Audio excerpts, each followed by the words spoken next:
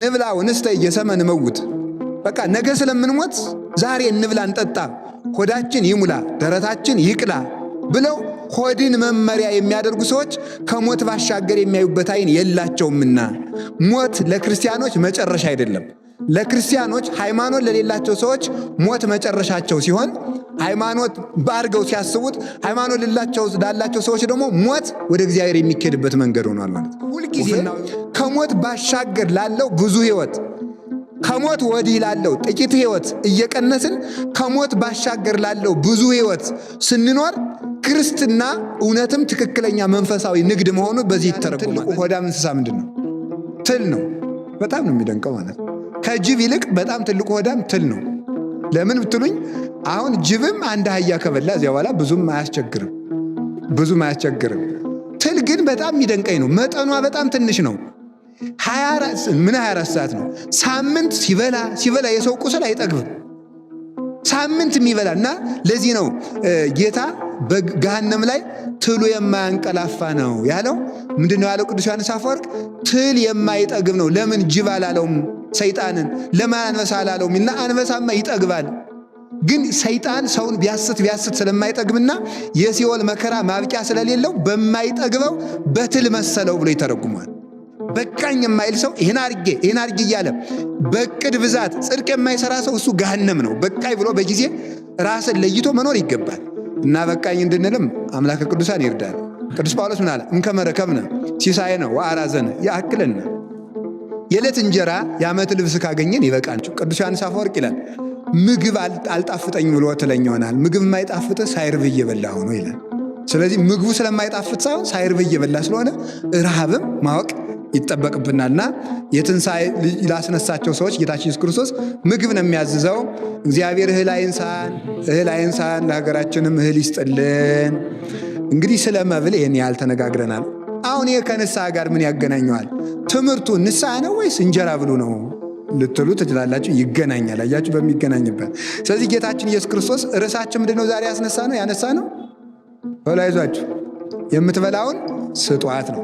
በሚገባ ሰው መብላት በሚገባው ጊዜ መብላት አለበት። ቁርስ ለክርስቲያን የለውም። መጽሐፍ ቅዱስ ላይ ተፈልጎ የማይገኝ ቁርስ ነው። ምሳ አለ፣ እራት አለ፣ ቁርስ ግን የለም። ስለዚህ ክርስቲያን ምንም ቢሆን የፈለገ ጥርና ሐምሌ ቢሆን እንኳን ከ4 ሰዓት ከ5 ሰዓት ከ6 ሰዓት በፊት መብላት የለበትም። ለምን? በረከት ሊያልፈን ይችላል።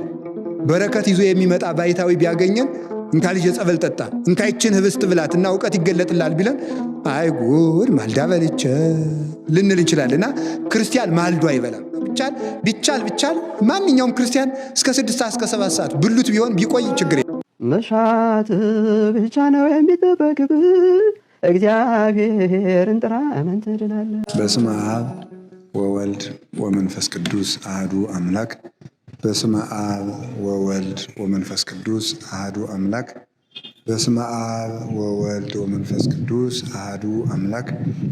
በባሕርዩ ሞት በመንግሥቱ ሽረት የሌለበት ቅድመ ዓለም የነበረ ዓለምን አሳልፎ የሚኖር የአባቶቻችን አምላክ አምጻኤ ዓለማት መጋቢ ዓለማት ቅዱስ እግዚአብሔር በምሕረቱ በይቅርታው በቸርነቱ እስከዚች ሰዓት ጠብቆ በሀብት ስቦ በረድኤት አቅርቦ በቅዱስ ቦታው ስለሰበሰበን ስሙ የተመሰገነ ይሁን።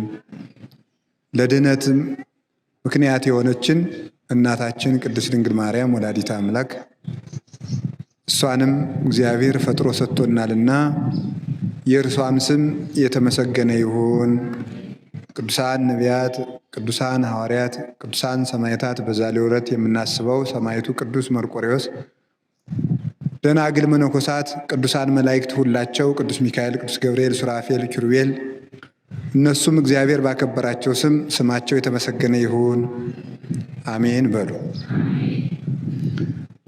ክቡር አባታችን መልአከ ገነት መኳንንት ሲሳይ የዚህ ታላቅ ደብር አስተዳዳሪ፣ የተከበራችሁ ሊቃውንተ ቤተ ክርስቲያን፣ መምህራን፣ ካህናት፣ ዲያቆናት፣ የእግዚአብሔር ቤተሰቦች ሁላችሁ አንድ አምላክ በሚሆን በአብ በወልድ በመንፈስ ቅዱስ ስም እንዴት ዋላችሁ? እንደምን አመሻችሁ? እንደምን ሰነበታችሁ? ኃጢአታችን ይቅር ብሎ እስከዚህ ሰዓት አቆይቶ ለዚህ ሰዓት ያገናኘን የአባቶቻችን አምላክ እግዚአብሔር ስሙ የተመሰገነ ይሁን። ልቡናችንን ከፍቶ እንዲያስተምረን ቅዱስ ፈቃዱ ይሁንልን። እንግዲህ እግዚአብሔር ቢወድና ቢፈቅድ ዛሬ ስለ ንስሐ የምንማማረውን ትምህርት ይቆየን እንላለን ማለት ነው። ይቆየን እንላለን። ስለ ንስሐ በሚገባ ተምራችኋል ማለት አይደለም። ማለት ስለ ንስሐ ቢያንስ እንድታስቡ ተደርገዋል ነው የሚባለው እንጂ ስለ ንስሐ በሕይወት ዘመናችን 81ዱ መጽሐፍ ቅዱስ በጠቅላላው ንስሐ ነው፣ ሌላ አይደለም። ንስሐ ግቡና ዳኑ ነው። ሌላ ምንም ከዚህ ያለፈ ነገር የለም። ሰው የትኛውን ሁሉንም መጽሐፍ ቢማር ቢጠቀለል መጨረሻ ላይ ንስሐ ገብታችሁ ዳኑ ነው መጠቅለያው ማለት እሱ ነው። እና መጻሕፍት ሁሉ ስለሆነ የንስሐ ትምህርት አያልቅም። ለጊዜው ግን እኛ አሁን መማር ያለብንን ያህል ምንድነው ይቆየን ብለን እናቆየዋለን ማለት ነው። በክፍል 12 እንጠቀልለዋለን ማለት ነው። እግዚአብሔር እንደወደደ ደግሞ ቢያደርሰን ለሳምንት ሁላችሁም የምትጽፉም ካላችሁ ሌላ ማስታወሻ ወይም ማስታወሻችሁን ከፍላችሁ አዲስ ተከታታይ ትምህርት እግዚአብሔር ቢፈቅድና ቢወድ እንጀምራለን። የሳምንት ሰዎች ቢለን ማለት ነው። ዛሬ እንደ እግዚአብሔር ፈቃድ ስለ ንስሐ የማጠቃለያውን ትምህርት እንማማራለን። አምላከ ቅዱሳን ከሁላችን ጋር ይሁን። ስለ ንስሐ ዛሬ የምንማማረው ምንድነው ሲባል የመጽሐፍ ቅዱስ ርዕስ ይዘን ነው የምንጀምረው፣ የዛሬውን ደግሞ ማለት ነው። እና ምንድነው ወአዘዘ የሀብዋ ዘትበል፣ የምትበላውን ስጧት በሚል ርዕስ እንማማራለን። ቀጥታ ይሄ ቃሉ ሲፈታ የምትበላውን እንዲሰጧት አዘዘ ነው የሚሆነው። ግን ለእኛ ለመያዝ እንዲመቸን አማርኛው መጽሐፍ ቅዱስም እንደዛ ነው የሚለው፣ የምትበላውን ስጧት ይላል። በሉ ሁላችሁ እስኪ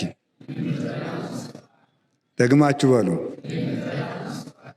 እንደገና የምትበላውን ስጧት። በዚህ ርዕስ ነው የምንማማረው። የንስሐውን መጠቅለያ የምናደርገው እሱ ነው። የማርቆስ ወንጌል ምዕራፍ 5 ቁጥር 43 ላይ እናገኘዋለን። የማርቆስ ወንጌል ምዕራፍ 5 ቁጥር 43 የማርቆስ ወንጌል ምዕራፍ 5 ቁጥር 43 ላይ እናገኘዋለን። እንግዲህ ሁላችሁም ስለ መብል ታውቃላችሁ አይደል? ስለ መብል ታውቃላችሁ። ያው ስለ መብል ታውቃላችሁ ብቻ ሳይሆን የምትኖሩም ለመብል ነው አይደለም? ሌላ ምንም አይደለም። ሌላም ትርጉም የለውም። ሰው በዚህ ዓለም ላይ ብዙ አይነት ነው ስለ መብል የተነገሩ ብዙ ንግግሮች አሉ አይደል?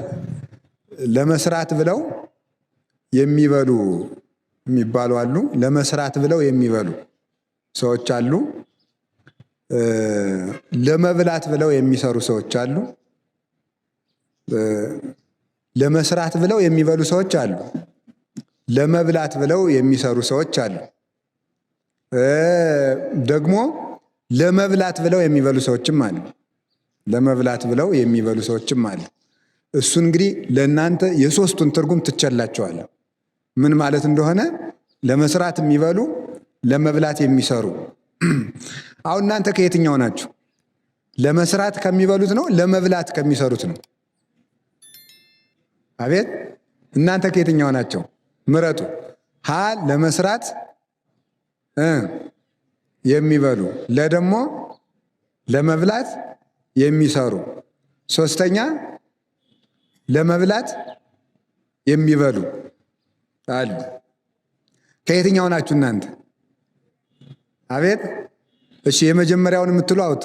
የመጀመሪያውን የምትሉ ለመስራት ከሚበሉ የምትሉ አውጡ። በደንብ አውጡ። በደንብ ለመስራት የሚበሉ ነው። በጣም ለመስራት የሚበሉ በጣም ጥሩ።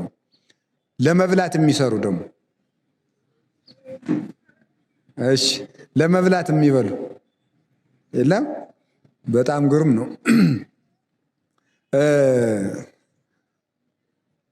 በጣም ነው የሚገርመው። ቴሌቪዥን አይታችሁ ታውቃላችሁ አይደል?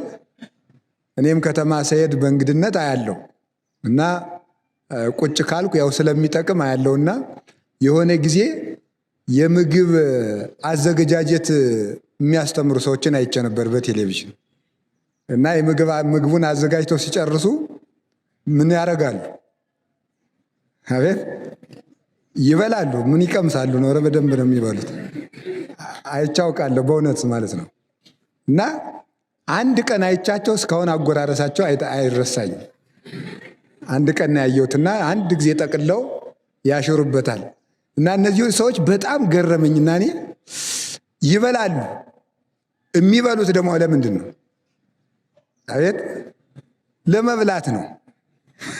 የሚበሉት ለመብላት ነው ማለት ገብቷቸዋል። እንጀራ እየበሉ እንጀራ ያበስላሉ ማለት ነው። ይኸውላችሁ ይበላሉ። በልተው እያሳዩ ደግሞ ወሩን ለሚበሉት ደግሞ የሚከፈላቸው ደግሞ ምን ማድረግ ነው? እሱን በመብላት ነው። እየበሉ ለመብል ይኖራሉ ማለት ነው። ስለዚህ ሰው ደግሞ ያን እየተመለከተ እነሱ ደግሞ ያን እየበሉ እንጀራቸውን ያበስላሉ ማለት ነው። ሌላኛው ለመብላት ለመስራት የሚበሉ የሚባሉት እናንተ አይደላችሁም፣ ውሸታችሁን ነው። ለመስራት የሚበሉ የሚባሉት መነኮሳት ናቸው። ለመስራት የሚበሉ የሚባሉት መነኮሳት ናቸው። በተለይ የገዳም አርድእት ማለት ናቸው። ገዳም የሚበላው ለመስራት ነው። ዓለም ደግሞ የሚበላው ለምንድን ነው? የሚሰራው ደግሞ ለምንድን ነው? ለመብላት ነው። ለመብላት ነው የሚሰራው እንጂ ለመስራት ነው የሚበላ። ውሸታቸውን ነው እውነት ማለት። አሁን አጠቃላይ ደሞዝ ቢባል ትምህርት ምን ተደመረ በቃ አንደኛ ዲግሪ፣ ሁለተኛ ዲግሪ፣ ሶስተኛ ዲግሪ፣ ፒኤችዲ፣ ፕሮፌሰር ወዘተርገ ሲደመር ሲቀነስ ውጤቱ ምንድን ነው? ሆድ ነው። ሌላ የለውም ማለት ነው። ምንም ማለት ተማረ በልቶ መሞት። በቃ በተለይ ሃይማኖት የሌለው ሰው በጣም ነው የሚያስደንቀኝ እኔ ማለት ነው። አሁን ፈረንጆቹ ሌላ ሀገር ሲሄዱ ሌላ ሀገር በሚሄዱበት ጊዜ አስቀድመው እሁድ ኢትዮጵያ የሚገባ ከሆነ ማክሰኞ የሚበላውን ቁርስና ምሳ አዞ ነው የሚመጣው ወደ ኢትዮጵያ ሲመጣ ማለት ነው። ምን መብላት እንዳለበት እና ፈረንጆች ሁልጊዜ ጾምን የጠሉበት ምክንያት ሃይማኖት ስለሌላቸው የኑሮ ዋጋ ምግብ ሆኗል። የኑሮ ዋጋ ምግብ፣ ልብስ። አሁን ታውቃላችሁ በየጊዜው ሰው በልብስ የማይረካበት ምክንያት ምን እንደሆነ ታውቃላችሁ? ሰው በልብስ የማይረካበት ምክንያት መኖር ማለት መብላትና መልበስ ነው ብሎ ስለሚያስብ ነው። መኖር ማለት መብላትና መልበስ። ሃይማኖት ያለው ሰው ግን በአንድ ልብስ በሁለት ልብስ ይረካል፣ ህሊናው ያርፍለታል። አሁን አያችሁ የሰው ልብስ ምን ያህል ጊዜ እንደተቀየረ ታውቃላችሁ? አሁን የሴቶች ልብስ ምን ያህል ጊዜ እንደተቀየረ። የሆነ ጊዜ ጥልፍ ቀሚስ ነበር፣ ከዛ ደግሞ ወጥ ቀሚስ መጣ። ወጥ ቀሚስ ሆኖ ሌላ ይሄ አሁን ከሚሰፋው የሚሰፋ ከላይ እስከታች። ከዛ ደግሞ ጉርድ ቀሚስ የሚባል መጣ። ከዛ ደግሞ ሱሪ የሚባል መጣ። ከዛ ደግሞ ሴቶችም በቃ ያው ከገበሬ ቁምጣ የማይሻል ቀሚስ ደግሞ አበጁ ማለት ነው። እንደዚያ ደግሞ እስከው እንደዚህ ያለበት ምክንያት ምንድን ነው? ሃይማኖት የሌለው ሰው የማረፊያ መጨረሻ የሚመስለው ልብስና ምንድን ነው? ሆድ። ልብስና ሆድ ነው። ሃይማኖት ላለው ሰው ግን እሱ መጨረሻ አይደለም። ለምንድን ነው መሰላችሁ እንደዚህ ብሎ የሚያስብበት ምክንያት? እንደዚህ ብሎ የሚያስብበት ምክንያት ሃይማኖት ከሌለ ትንሣኤ የለም። እና ሰዎች ምንድን ነው ልብስ በጣም በመለዋወጥና ምግብ በመለዋወጥ የሚደሰቱበት ምክንያት ሞትን መጨረሻ አድርገው ስለሚያስቡት ነው። ሞትን መጨረሻ አድርገው ስለሚያስቡት ከሞት በኋላ ህይወት ስለሌለ እንብላ የዛሬውን የሰማዩን ማን አየ? እንደው መጽሐፍ ይሌለ እንዴ ንብላ ወንስተ የሰመ ንመውት።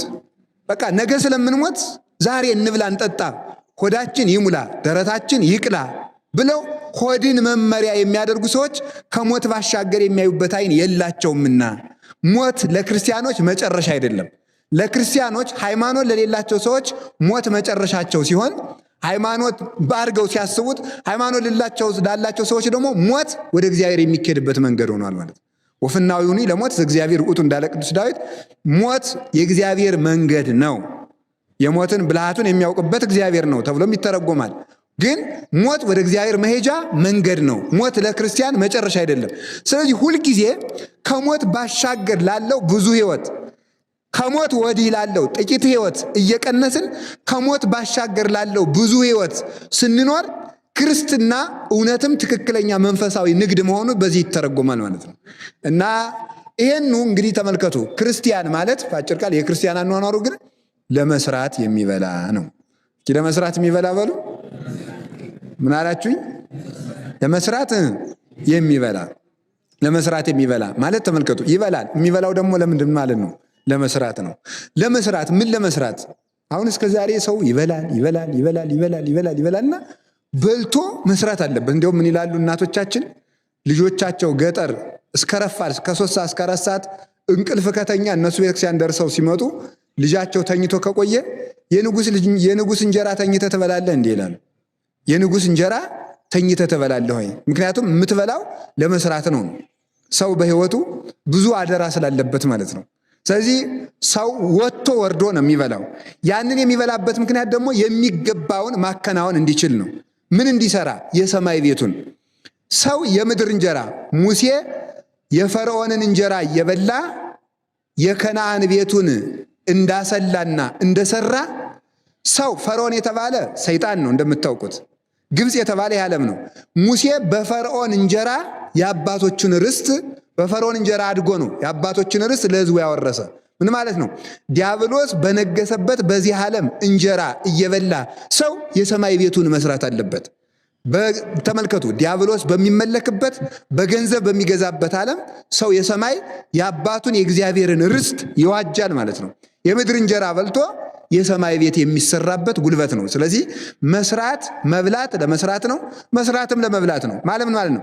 መብላት ለመስራት ነው፣ የሰማይ ቤትን ለመስራት፣ መስራት ለመብላት ነው። በዚህች ዓለም ሰው የሚገባውን ስራ ካከናወነ በሰማይ ደግሞ የመላእክትን የሕይወት እንጀራ መመገብ ይችላል። ስለዚህ ተመልከቱ፣ ሰው በልቶ መስራት አለበት፣ በልቶ መስራት አለበት። ሰርቶ ደግሞ መብላት አለበት፣ ሰርቶ መብላት አለበት። ስለዚህ ምን አለ ጌታ? ወጥተህ ወርደህ ጥረህ ግረህ ብላ። በጣም የሚያስደንቁ ነገሮችን እነግራችኋለሁ። ጌታችን መድኃኒታችን ኢየሱስ ክርስቶስ ከሞት ያስነሳቸው ሰዎች አሉ። አሁን ያየናቸው ከሞት ያስነሳቸው አሁን በታሪክ የምናመጣቸው ሰዎች አሉ። እነሱን ካስነሳ በኋላ ቀጥታ ምን እንደሆነ ያለ የሚበላ ስጧቸው ነበር የሚል ጌታችን መድኃኒታችን ኢየሱስ ክርስቶስ ከሞት ተለይቶ ከተነሳ በኋላ ምንድን ያደረገው? ከሐዋርያት ጋር አብሯቸው አሳ ነው የበላው። አሳ በላ እና መብል የትንሣኤ ማረጋገጫ ነው ማለት ነው። ጌታ እንዲያውም ከዚያ የተነሳ ከአንደኛው ክፍለ ዘመን ጀምሮ ብዙ አባቶቻችን እኔ ሙቼ ተነስቻለሁ ካለ ማስረጃ የሚያደርጉት መጀመሪያ መሞቱን ያረጋግጣሉ። ሙቶ በጉድጓድ ተቀብሯል ወይ ብለው ሰው ይጠይቃሉ። ሁለተኛ ደግሞ ምን ያደርጋሉ? ሙቶ ከተቀበረ በኋላ ስንት ቀን ሆኖታል ብለው ያረጋግጣሉ። ከዚያ መጨረሻ ላይ የሚያረጋግጡት ምንድነው? ብላ ነው። ከበላ የሰው በእርግጥ ተነስቷል። የተነሳው በእርግጥ ሰው ነው ማለት ነው። በእርግጥ ሰው ነው። ለምን? ሰይጣን የሞቱ ሰዎችን መስሎ ከሞት ተነስቻለሁ ብሎ ለሐሰት ትምህርት ስለሚቆም ሰይጣን ደግሞ አይበላም። ማወቅ የሚገባችሁ ሰይጣን አይበላም፣ አይጨበጥም፣ አይዳሰስም። ለምታት አጥንት፣ ጅማት፣ እጅ፣ እግር የለውም። ጥርስ፣ አፍ የለውም። መስሎ ይታያል እንጂ በተግባር መፈጸም አይቻለውም። ልክ እንደ ጥላ ነው። ስለዚህ ተመልከቱ፣ ምታት ከሆነ ሊበላ ስለማይችል በማብላት መነሳቱን ያረጋግጡ ነበረ። ጌታችን መድኃኒታችን ኢየሱስ ክርስቶስ እስከ ትንሣኤ ድረስ የበላው ልክ እንደ ሰውነቱ እንደኛ የሚራብ የሚጠማ ስጋ ስለለበሰ ነው። ከትንሣኤ በኋላ ግን እንጀራ ጌታችን ኢየሱስ ክርስቶስ የተመገበበት ምክንያት ለምንድን ነው ሲባል ትንሣኤውን ለማስረገጥ ነው እንጂ ከትንሣኤ በኋላ የክርስቶስ ስጋ አይራብም፣ የክርስቶስ ስጋ አይጠማም። ልክ እኛ እንኳንስ የክርስቶስ እኛም ከሞት ተለይተን ከተነሳም በኋላ ጌታችን ኢየሱስ ክርስቶስ ሲመጣ ከትንሣኤ በኋላ የእኛ ስጋ አይራብም፣ አይጠማም። ስለዚህ ክርስቶስ ከትንሣኤ በኋላ ለምን በላ ለምን ጠጣ ሲባል ሐዋርያት ምታት ነው እንዳይሉ፣ በምታት እሱን መስሎ ሰይጣን አታሎን ነው እንጂ እሱ ከሞት ተነስቶ አይደለም ብለው ትንሣኤውን እንዳይጠራጠሩ ከነሱ ጋር የተጠበሰ አሳ በልቶ ትንሣኤውን አስረግጦላቸዋል ማለት ነው። ስለዚህ ሰው ከትንሣኤ በኋላም መብላለው፣ ከትንሣኤ በፊትም መብላለው። የሚበላው ምንድን ነው ካላችሁኝ፣ ከትንሣኤ በኋላ የሕይወት እንጀራ ክርስቶስን ምግብ አድርጎ ምስጋናን እየተመገበ ይኖራል ማለት ነው። መብል በዚች ምድር ሲሰራልን አስቀድሞ የምንበላው ምንድን ነበረ? የገነት ሕይወትን የገነት ምግቦችን እንበላ ነበረ። የገነት ምግብን ከበላን በኋላ ኃጢአት ባንሰራ ኑሮ መንግሥተ ሰማያት ውስጥ ስንገባ የገነት ፍሬዎችን አንበላም። ምንድን ነበር የምንበላው? አዳም 1000 ዓመት ሲሞላው መንግስተ ሰማያት ይገባል። መንግስተ ሰማያት ከገባ በኋላ ሌላ ምግብ አይበላም። ዕፀ ሕይወት 1000 ዓመት ዕድሜ ሲሞላው ዕፀ ሕይወት የሚባል በገነት ካሉት እጽዋት የመጨረሻውን ምግብ ይበላና እሱን ከበላ በኋላ በመንግስተ ሰማያት ሳይራብ ለዘላለም ይኖራል። ዕፀ ሕይወት በገነት መካከል ያለው ዕፀ ሕይወት የሚባለው እንጨት አዳም እንዳይራብ ለዘላለም ረሃብን የሚያጠፋለት ነበረ። በኋላ አዳም በበደለ ጊዜ ከገነት እንዲወጣ ተደረገ። ከገነት የወጣበት ምክንያት ምን መሰላችሁ? አዳም የዘላለም ኃጢአት ስለሰራ የዘላለም ሕይወት አይገባውም። የዘላለም ሕይወት የሚያገኘው ደግሞ በዕፀ ሕይወት ነበረ። ዕፀ ሕይወትን ከበላ ደግሞ አይሞትም። ስለዚህ የኃጢአቱን ዋጋ ሰው የዘራውን ስለሚያጭድ ኃጢአትን ዘርቶ ሕይወትን ማጨድ ስለማይቻል ኃጢአትን ዘርቶ ሞትን ነው ማጨድ የሚቻለው። ለምን? የኃጢአት ደመወዙ ሞት ስለሆነ። ስለዚህ አዳም ኃጢአትን ዘርቶ ሕይወትን ማጨድ ስለማይችል ከዕፀ ሕይወት እንዳይበላ ከመይባ አዳም ተመልከቱ ውስተ ገነት ታቢሎ ውስተ ገነት አዳም ተደፋፍሮ ወደ ገነት እንዳይገባ ተመልከቱ። ወይብላ ዕፀ ሕይወት ከዕፀ ገነት መብላት እንዳይችል እግዚአብሔር አዘዞም ለሱራፌል ዘውስተ እደዊሆሙ ሰይፈ እሳት እንተ ትትመያየጥ የምትገለባበት የእሳት ሰይፍን በእጃቸው የያዙ ሱራፌልን ገነትን እንዲጠብቁ አደረጋቸው። ለምን ሲባል ለአዳም ለዘላለም ረሃብን የሚያርቅለት እንጨት እንዳይበላ ማለት ነው፣ እንዳይበላ። ስለዚህ የሰው ልጅ በምድር ላይ በገነትም ረሃብ አለ። በገነት የሚበላው ግን የገነት ፍሬዎችን ነበረ። ከዚያ በኋላ ግን ከ1000 ዓመት በኋላ ዕፀ ሕይወት የሚባለውን ሲበላ የዘላለም ረሃብ ይርቅለታል። በጣም የሚደንቀው ረሃብ የሚርቀው በመብል ነው፣ እንደምታውቁት ነው። የዘላለም ረሃብም የሚርቀው ደግሞ በምንድን ነው? በመብል ነው። ኃጢአት የሚያመጣው ሞትን ነው። ኃጢአት ሞትን ካመጣ በኃጢአት የመጣው ሞት የሚርቀው ደግሞ በሕይወት ምግብ ነው። እስከዚያው ድረስ ሰው ወጥቶ ወርዶ እንዲበላ እግዚአብሔር አዘዘው። ስለዚህ በረፍት ሆነ ገነትን እንድትበላ ካልወደደልህ በዚች ዓለም ወጥተ ወርደ ጥረህ ግረህ ብላ አለው እግዚአብሔር። ምን አለው? ብላ በሀፈ ገጽከ ወጥተ ወርደ ጥረህ ግረህ ብላ። ወጥተ ወርደ በል ውስጥ ጥረህ ግረህ ወዝህን አፍሰ ብላ ይላል። ምን አድርገ በሉ? አይዟችሁ ወጥተ ወርደ በሉ።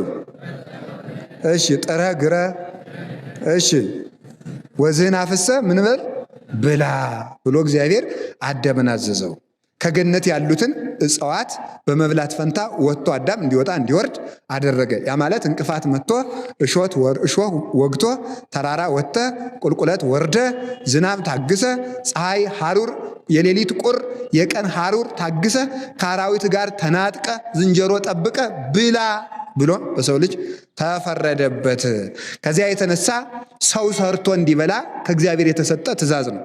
ልክ እንዳትስረቅ፣ ልክ እንዳትግደል፣ ልክ እንዳታመንዝር፣ እንደዚህ ሁሉ የሰው ልጅ ለመጽደቅ ከሚጠብቃቸው ሕግጋት አንዱ ሰርተ ብላ ነው። እስኪ ሰርተ ብላ በሉ።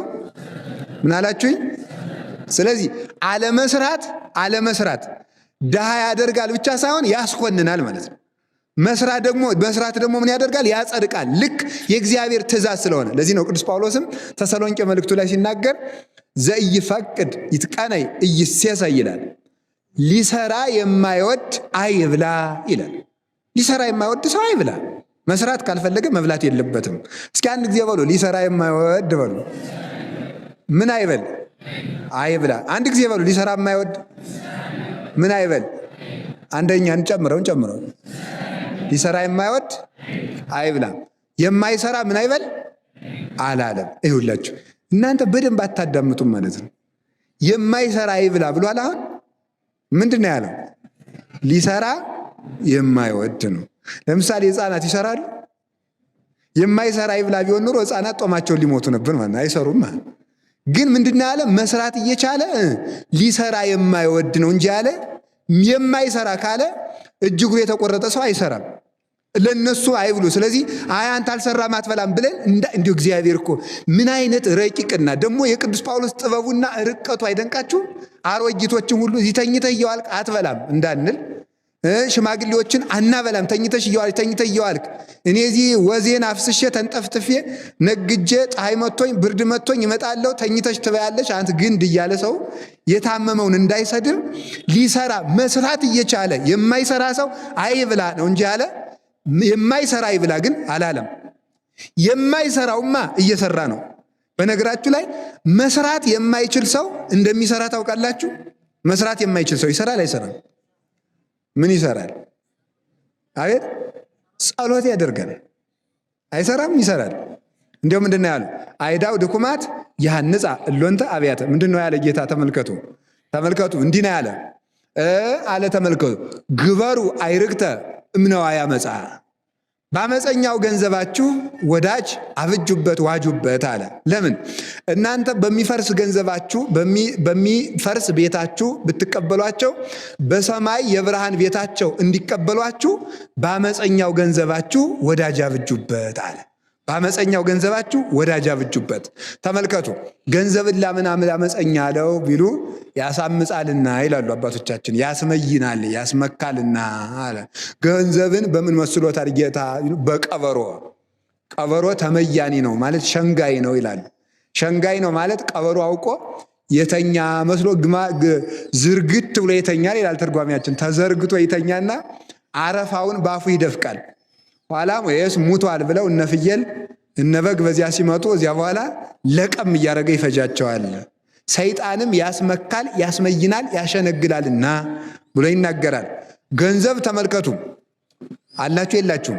አመፀኛ ያለው አመፅ የሚሰራው በገንዘብ ነውና፣ አመፀኛ ያለው ደግሞ ምን አለው? ተመልከቱ ሰዎች ሲወስዱት የገሌ ነኝ አይልም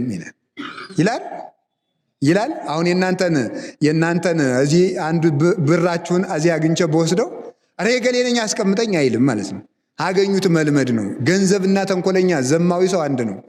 ባለቤት የለውም። ዝም ብሎ ወሰዱት መሄድ ነው ማለት ነው። ዘማዊ ሰውም ከወደቀበት መውደቅ ነው። የገሌ ነኝ አይልም። የገሌ ነኝ አይልም በሉ። አዎ ተመልከቱ። አይውላችሁ አሁን እኮ ብዙ ወጣቶች የማታገቡበት ምክንያት እናውቀዋለን። ምክንያቱ የገሌ ነኝ ላለ ማለት እኮ ነው አይደለም? ባለቤት እንዳይኖራችሁ ነው። ዝም ብላችሁ ሄዳችሁበት ማደር፣ ሄዳችሁበት መዋል፣ ለማጭበርበር እንዲመቸው ነው ብዙ ሰው የማያገባ ማለት። አረ ትዳር ከባድ ነው ይላል። አውቁ ከባድ ነው። እዚያ ብዙ ነገር አለ፣ አስተዳደር አለ፣ ምን አለ። ምንም እኮ አዲስ ነገር የለውም። ያው የሚበሉትን ነገር ለሁለት መብላት ነው አይደለም? ለሁለት መብላት መጽደቅ ነው። አዲያ ግን ብዙ ሰው እያጭበረበረ ህይወቱን በዝሙት እንዴ እኮ አንድ ሰው አለ፣ ሰምታችኋል አይደለም?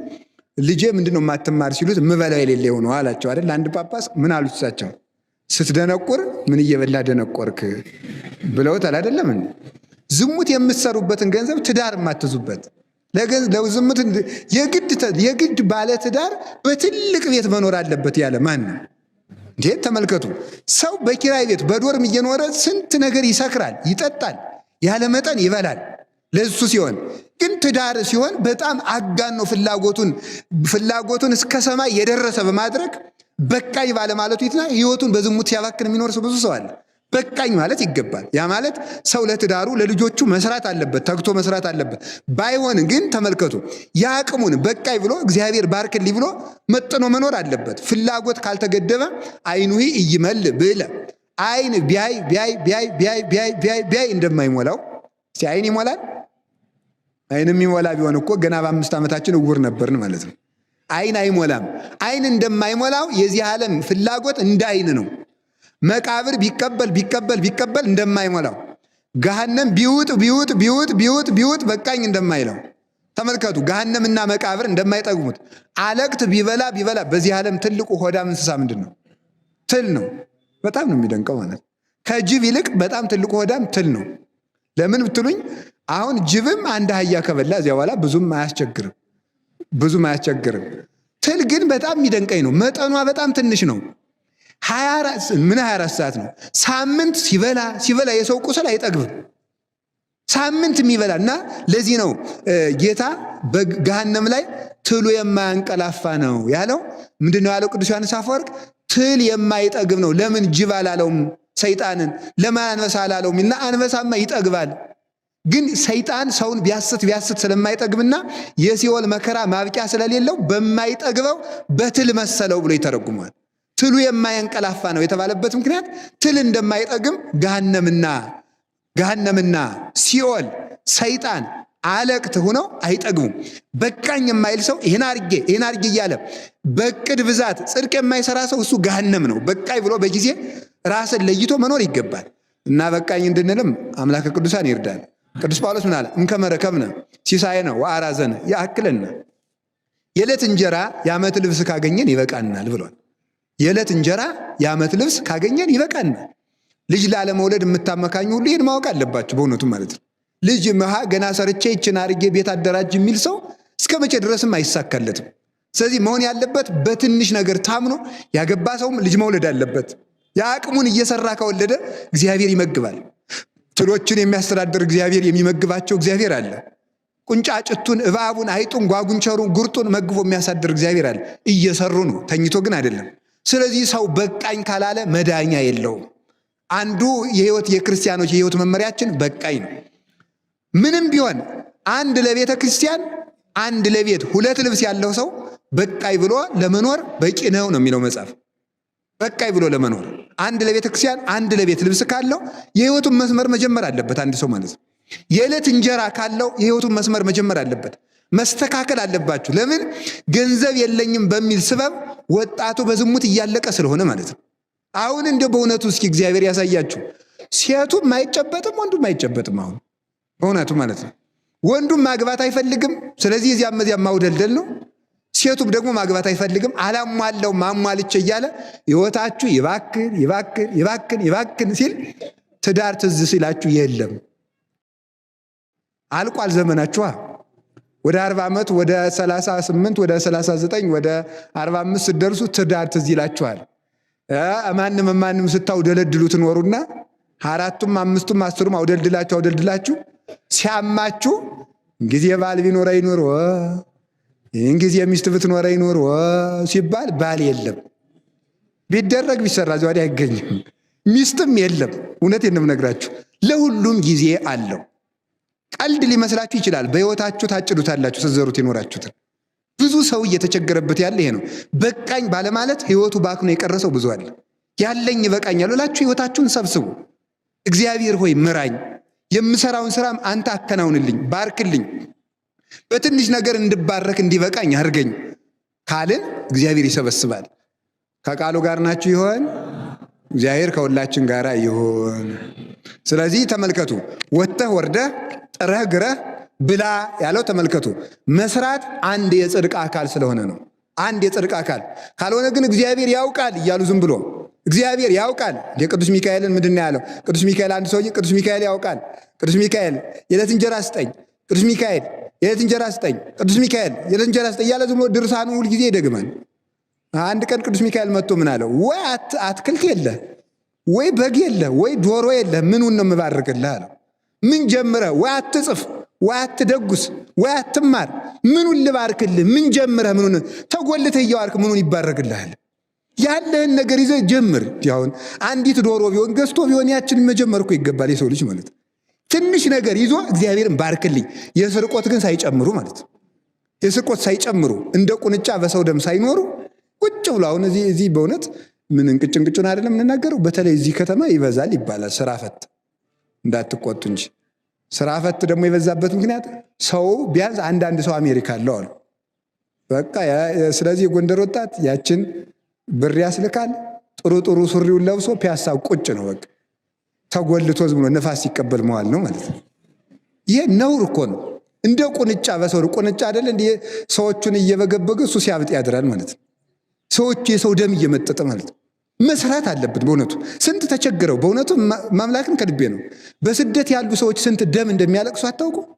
ደም አልቅሰው ተሰቃይተው እንዲህ ሰዎቹ አሉ እኮ በእውነቱ በየት የሃይማኖታቸውን ለውጠው በልቡናቸው ክርስቶስን እየወደዱ ለቤተሰብ አሳልፋለሁ ብለው በልብሳቸው ክደው ለእናት ያሳልፋለሁ ብሎ በአረብ ሀገር እየተሰቃዩ ከፎቅ እየተወረወሩ ያንን እዚህ ቁጭ ብሎ ሱሪው እየቀየረ ሸሚዙን እየቀየረ እዚህ ተጎልቶ እንደ ቁንጫ የሚበላ ሰው አለ።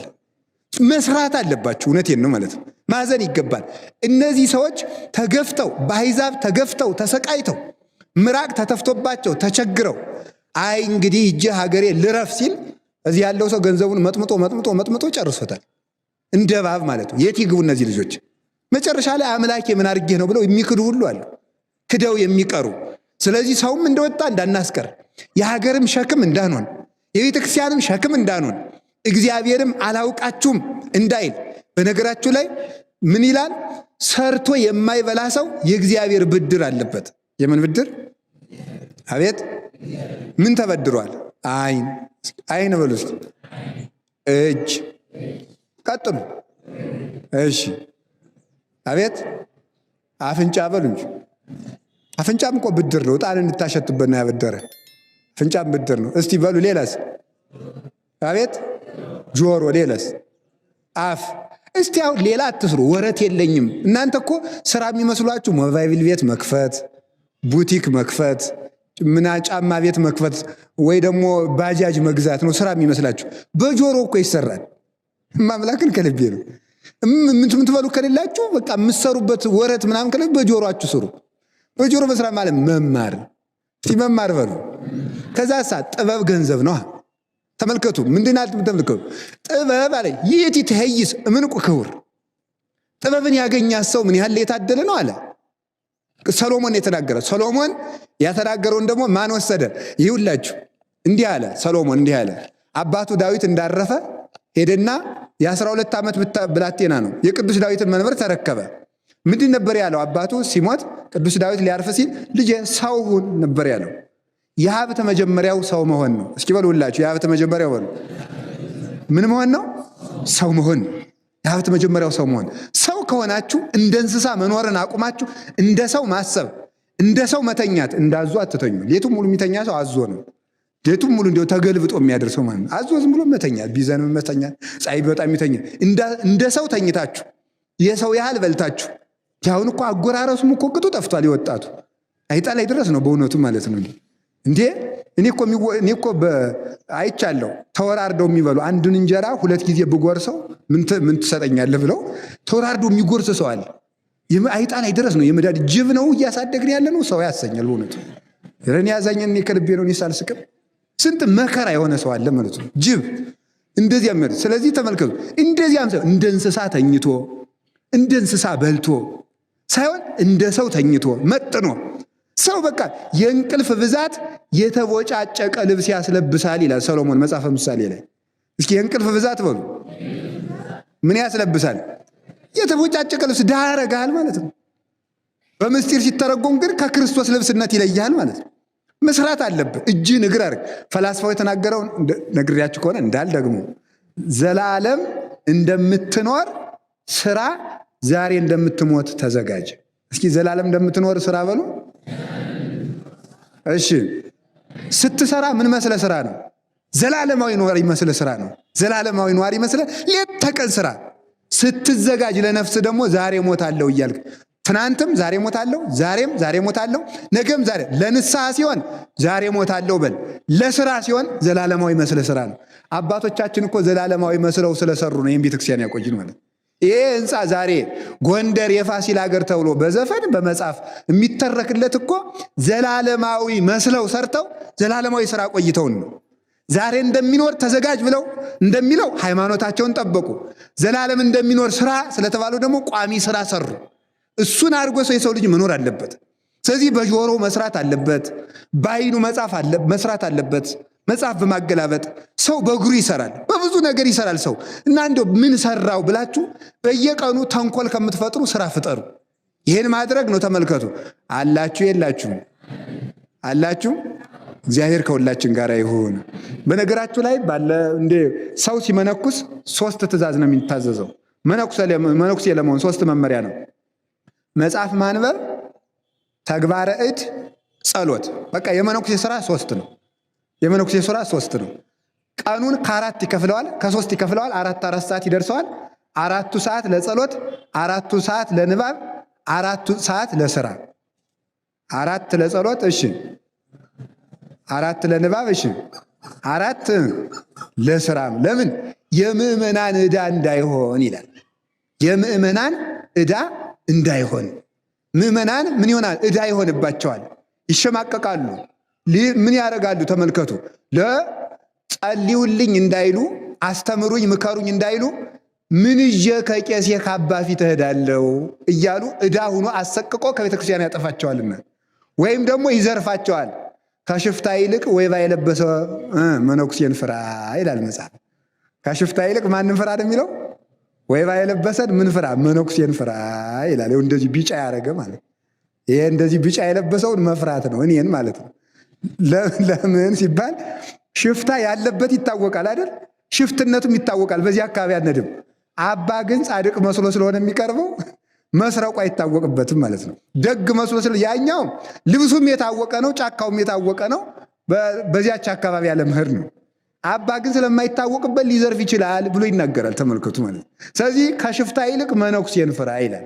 ያ እንዳይሆን በዚያ ላይ ደግሞ ይላል ለነሱ አድርባይ ይሆናል ይላል። አድርባይ ይሆናል ሲናዘዙለት ይኸው ባለፈው እንደነገርኳቸው አይ ቀላል ነው እናቴ ገብረ ማርያም ገብረ ስላሴ ቀላል ወደ ተማሪ ቀላል ነው። ስንት ከባድ ኃጢአት አለ መሰለሽ? 50 ብር ስለሰጠችው ነው እንጂ ኃጢአቱ ከባድ ነው። ግን እንደዚያ እያደረገ እያቃለለ ምዕመናንን ሳይገስጻቸው በገንዘባቸው ይፈራቸዋል፣ ይገዙታል፣ እውነት አይናገራቸውም። ይህ እንዳይሆን ሰርቶ መብላት አለበት። የእጁን ስራ ከምዕመናን ዕዳ ተላቆ ሰርቶ ምን ይላል? ሰኔል ሰርቶ ጽፎ ደጉሶ ይላል። ተመልከቱ። ጽፎ ደጉሶ ሰሌን ታቶ ያችን ሽጦ መብላት አለበት። እንዴ ቅዱስ ዮሐንስ አፂር እንዴት ያደርግ እንደነበር ታውቃላችኋል? መላእክትን እነ ቅዱስ ሚካኤል ለምስጋና ሲወጡ ሲወርዱ ለማየት ለዚያ ማዕረግ ደርሶ ምዕመናን እኔ እንዲህ ያለው ጸሎተኛ ነኝ አምጡልኝ አልነበረም የሚለው። መላእክትን ከማየት ደረጃ ደርሶ ቅርጫት ሰርቶ ያችን ሽጦ ነበር የሚበላ። ገበያ የቅርጫቱን ይሰራና ሽጦ ይሄዳል። ቆይ አንድ ጥያቄ ልጠይቃችሁ። አሁን እኔ ቅርጫት ገበያው ብታገኝ አስቁብኝ? አስቁም? ትሰቃላችሁ እንዴ? በደም ነው እንጂ ደግሞ ብለው ቋቡን መነገጃ አረጉት አይደለም የምትሉ እናውቃችኋል። ለስድብ ማን ይሆናችኋል? ጽድቅ አሰሩብ እንጂ ማለት እና ተመልከቱ፣ ያችን ሰርቶ ነው የሚበላው።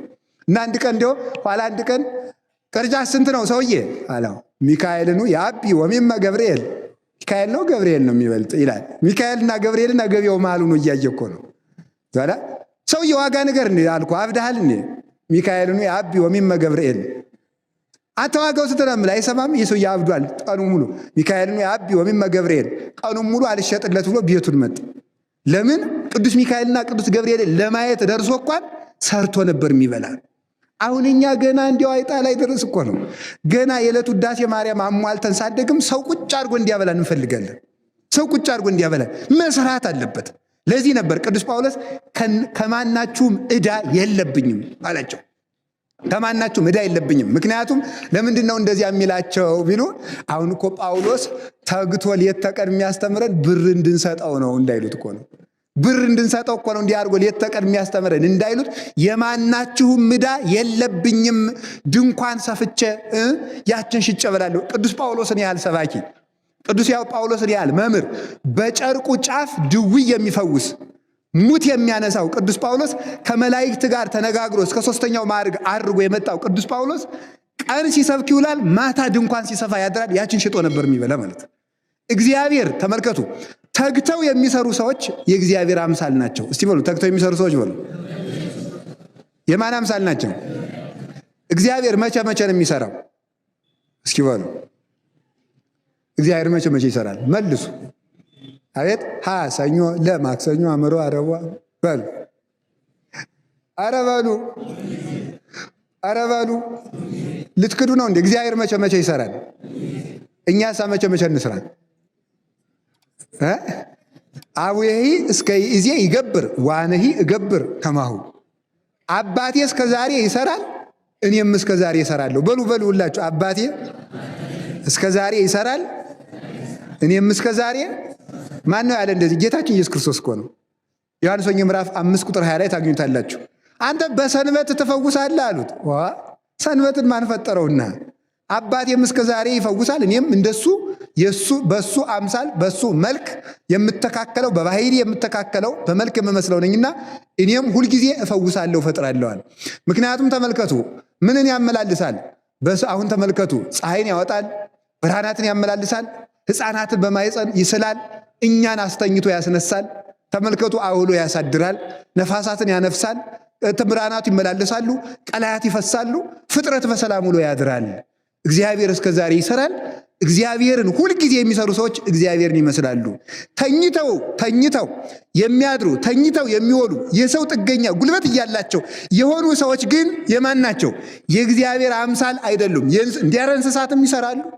አንተ ሞኝ ይላል ከጉንዳን ተማር ይላል መጽሐፍ። ከምን ተማር ይላል? ከገብረ ጉንዳን ተማር አለ። ከገብረ ጉንዳን ተማር። አንደኛ ጉንዳን እንደው ብልሃቷ፣ አንደኛ ሳሰራ አታወራም። ጉንዳን የምትፎክር ሰርታ ነው። ሁለተኛ ደግሞ የክረምት ምግቧን መቼ ታከማቻለች? በጋ። እና ቅዱስ ዮሐንስ አፈወርቅ አንተ ሰነፍ፣ አንተ ኃጢአተኛ ዮሐንስ አፈወርቅ ለምን ትሰድበኛለህ? ለምን ትገስጸኛለህ? ትለኝ እንደሆነ እግዚአብሔር እንኳን እኔን ጉንዳንን መምህር አድርጎ ሾሞብሃል። ምንን መምህር አድርጎብሃል አለ? ጉንዳንን። ከጉንዳን ተማር ብሎ መጽሐፍ ቅዱስ ላይ ስለጻፈ ለአንተ እንኳን እኔ ጉንዳንም ታስተምርሃለች ብሎ ቅዱስ ዮሐንስ አፈወርቅ ይናገራል። ጉንዳንን አንደኛ ብልሃትን፣ ሁለተኛ ደግሞ ሰርታ ነው የምትናገር። ያልኳቸው ያው ባለፈው የተነጋገርነው ጉንዳን እግር ላይ ሳለ አይበላም። የት ላይ ነው የሚበላው? ጭንቅላት ላይ ሲወጣ ነው። ከተንቀሳቀስክ ግን እግር ላይም ቢሆን አይለቅም። ዝም ብላችሁ ቆማችሁ ግን ጉንዳን የሚባላ ግንባር ላይ ሲደርስ ነው። ልቡ አይደንቃችሁም? አንስቶ ሊወስድ እኮ ነው። ግንባር ላይ ሲደርስ የሚበላ ይዞ ሊሄድ ነው ማለት ነው። ስለዚህ ሰው ቁም ነገሩን መናገር ያለበት ሰርቶ ሲጨርስ ነው። ሰርቶ ሳይሰራ አይለፈልፍም። በነገራችሁ ላይ ሰይጣን የሰዎችን እቅድ የሚያበላሸው በምን እንደሆነ ታውቃላችሁ? በወሬ ነው። ሰይጣን የሰውን የልቡን የማወቅ ስልጣን አልተሰጠውም። በዚህ እርግጠኛ ሁኑ። ሰይጣን በመጽሐፍ እንደተቀመጠው የሰውን ልብ የማወቅ ስልጣን አልተፈቀደለትም። እንግዲህ የሰዎችን እቅድ የሚያበላሸው በምንድን ነው ካላችሁ? በወሬ ነው። አሁን ነገ ለምሳሌ አስቀድሳለሁ ካላችሁ ነው ይልና ካወራችሁ ምን ያደርጋል መስላችሁ? ሌሊት የሚያደርገውን ራሱ ያውቃል። እኔ በተክሊል ለማገባ ካለ አንድ ሰው ነው እንዴ ብሎ እንዴት ያደርጋል? እኔ በቃ እንግዲህ እስከ ዛሬ 10 ዓመት ጎንደር ከምትባል ሀገር አለቅም፣ እዚህ ነው የምማር ወይም እዚህ ነው የምጸድቅ፣ እዚህ ነው የምቆርብ አለ ነው። ጎረቤት ያስነሳና ደግሞ ያሽረበታል ማለት ነው። ነገረኛ ጎረቤት ያስነሳበታል ማለት ነው። ስለዚህ ሰይጣን የሚፈትነው በወሬ ነው። እና የወደፊት እቅዳችሁንም አትለፍልፉ። እግዚአብሔር ያውቃል። ገልብጦ ነው የሚወራ። 2 መነኮሳት ሰይጣንን 58 ዓመት ቀልደውበታል። መጸለይ ሲያስቡ ስንት ቀን እኮ ጸለይን፣ ዛሬ ተኝተን እንደር ይላሉ። አይ እነዚህ አይረቡም ብሎ ሌላ መነኩሴ ልፈትን ብሎ ሲሄድ እነሱ ሲያኖጉት ያድራሉ። ከዚያ በኋላ ተመልከቱ ደግሞ በዓት ለማጽናት ይላሉ። እዚህ ገዳም ሁልጊዜ ተጎልተን እንደው እስኪ ገዳም እንለዋው እንዙር ከተማውንም እስኪ እናየው ይላል። አይ እነዚህ አይረቡም ዘዋሪ ናቸው ብሎ ሲሄድ ቁጭ እዚያው እነሱ 58 ዓመት በምንኩስና ሲኖሩ እቅዳቸውን ገልብጠው እያወሩ ሰይጣንን አሸነፉት ይላል መጽሐፍ። ሰው እቅዱን ሳያወራ ሰርቶ ከተናገረ ጌታም የተናገረ ሰርቶ ነው። እስኪ ሰርቶ በሉ ጌታችን መድኃኒታችን ኢየሱስ ክርስቶስ በትክክል ለሰይጣን እውነተኛ ማንነቱን መቼ እንደነገሩ ታውቃላችሁ? ሰርቶ ሲጨርስ። ሰርቶ ነው መናገር። ሳይሰሩ መናገር አይረባም። ድውይ ይፈውሳል፣ ሙት ያነሳል ጌታ፣ ሽባ ይተረትራል። ኋላ ለማንም እንዳትናገሩ ይላል። ገና ስራ የሚቀር ስራ ስላለ ተሰቅሎ ዋናውን ያን ዲያብሎስን መደምሰስ ስላለበት ህብስት ያበረክታል፣ ለማንም እንዳትናገር ይለዋል። ዲዳውን ያነገርና ለማንም እንዳትናገር፣ ጋኔን ሌጊዮን ያወጣለታል፣ ለማንም እንዳትናገር፣ ለሁሉም ሰው ለማንም እንዳትናገሩ። ዓርብ ግን ስራውን ሰርቶ ሲጨርስ ተመልከቱ። ስራውን ሰርቶ ሲጨርስ ሰይጣን አረ ይሄ ማን ነው እንዲህ አድርጎ ያሰቃየ ብሎታል። ዝንቱ ውእቱ ኢየሱስ ክርስቶስ ዘተሰቅለ ዘቦቱ ጸጋባ የማነ የኮነ ወታይታይ ከመዘዳይ ላይ ወዳራይ ከመዘቀዳመ እወቀኝ የእናቴን የሔዋንን የአባቴን የአዳምን መከራ ያስታገስኩላቸው በግራ የነበረውን አዳም ወደ ቀኝ ክብር ያመጣሁት በቀኝ ነኝ ኃያል ነኝ ያልከውን አንተን ወደ ግራ ሲኦል የወሰድኩ የተዋረደውን አዳምን ወደ ላይ ከፍ ያደረግኩት አንተን በላይ ነኝ ያልከ አንተን ያዋረድኩ አምላክ ሰውን ሰው የሆንኩ ሰውን ደግሞ አምላክ አድርጌ በተዋህዶ የገለጥኩት እኔ ነኝ፣ እኔ ኢየሱስ ክርስቶስ ነኝ እወቀኝ ብሎ ለሰይጣን በቃል የነገረው ዓርብ ነው። ስራውን ሰርቶ ሲጨርስ ማለት ነው። እወቀኝ ብሎ ኋላ በሳት ዛንጀር በንፋስ አውታር ወጥሮ ያዘው። አሁን እኛ ስራ ከስራችን ወሬያችን ይቀድምና እቅዳችን ብልሽት ያደርጋል። ሰይጣን ቀድሞ ያደራጃል። አሁን ራሱ በጣም ነው የሚያስደንቀኝ። አንድ ስራ ሳንሰራ ተደራጅተን ወጣቱ በወጣት ሽማግሌው በሽማግሌ ኢትዮጵያን ማዳን አለብን። አንድ ስራ እኮ አንሰራ፣ በወሬ ነው የምንደራጅ ማለት ነው። መድረክ ላይ ዝም ብለን ተደራጅተን አደራጅተው ይፈጁና ሌላ ምን ቁም ነገር አለ? በወሬ መደራጀት ከመፈጀት አያድንም። በስራ ነው መደራጀት። ሰርቶ ነው መገለጥ። ሰርቶ ብቅ ነው የሚባል። የኢየሱስ ክርስቶስ ልጆች ሰርተው ይገኛሉ፣ ሰርተው ይበላሉ። እስኪ ሰርተው ይገኛሉ በሉ። ሰርተው ይገኛሉ በሉ። ከዚያስ ምን ይላሉ? ሰርተው ይበላሉ። ሰርተን ለመብላት ያብቃን። ሰርተን ለመብላት ያብቃን። ሰርተን ለመገለጥ ያብቃን። ከወሬ ኑሮ ይሰውረን። መጽሐፍ ምን ይላል? ቅዱስ ኤጲፋንዮስ ነው የተናገረው። ዝናው ከስራው የበለጠበት ሰው እሱ ወራዳ ነው ይላል። ዝናው ከምኑ የበለጠበት ሰው? አቤት አረበሉ። ዝናው ከምን የበለጠበት ሰው? አቤት ከምኑ? ከስራው። እኛም ሀገራችን ጎንደርን ከማዋረድ ይሰውረን። ሀገራችን እንኳን በሰማይ በመንግስተ ሰማያት ነው። አሁን ስላለንበት አገር ይባላል። ስለዚህ ተመልከቱ፣ ዝናው ከስራው መብለጥ ማለት ጎንደርን እንደ ጎንደር ያላስገኘ ሰው ወራዳ ነው በእውነቱ ማለት። ሌብነት፣ ዘፋኝነት፣ ጭፈራ፣ መቅለጥ። እኔ ይገርመኛል አንዳንድ እኔ እንቅጩን ነው የምናገር። እንግዲህ እንዴት ይሆናል ብላችሁ ቢከፋችሁ አይከፋችሁ። ምንድን ነው ጥምቀትን በጎንደር ተብሏል አይደል? አሁን ጥምቀትን በጎንደር ተብሎ ግን የጥምቀት ምንድን ነው ያለ? ጭፈራ፣ ዓለም ማቅለጥ፣ ዘፈና። ጥምቀትን በጥምቀት መላእክት ዘመሩ ይባላል እንጂ ተዘፈነ ይባላል? መደለቅ፣ ቀን ታቦት ሲያደራጁ መዋል። አሁን ደግሞ ወጣቱ ነው ዋና የቤተ ክህነት ስራ አስኪያጅ መስሎ የሚውለው። የወደደውን አባ ተሰለፍ ይላል፣ ያኛውን ይውጡጡጡ ጠቧል። ወይ መከራ ይናል። በአባታችን ቤት መኖሪያ ታሳጡን። እንዲያው ቆይ ድረስ እኮ መንገዱን የሚመሩት እነሱ ናቸው። ቡራኬ ነው የቀረ እንግዲህ ማለት ነው። እንደዚያ ሲያደርግ ይውላል። ማታ ቢራውን ገዝቶ ወደ ሰማይን በጡጫ ምድርን በርግጫ ነው በቃ። ጽድቁ ስትፈጭ ውላ አወካች ባተላ ይባላል። ስትፈጭ ውላ አወካች ማተላ ይሏቸዋል። ይሄ ነው እንደ ስም መገኘት፣ እንደ ክርስትና መገኘት፣ እንደ ኢትዮጵያ መገኘት፣ እንደ ክርስቲያንነት መገኘት፣ የእግዚአብሔር ልጅ እንደመሆናችን መገኘት አለብን። እንደ ቅዱሳን አባቶቻችን እንደ ስማቸው የነሱ ልጅ ነኝ ካል የነሱን ስራ ይዞ መገኘት፣ የአብርሃም ልጅ ነኝ ካል የአብርሃምን ስራ እንዳለ። ስለዚህ ሰርተን እንብላ አደራችሁ። ስርቆት እንደው በዝቷል። እንደው ማምላክን ቤተክርስቲያን መሳም እኮ ቀረ በቃ።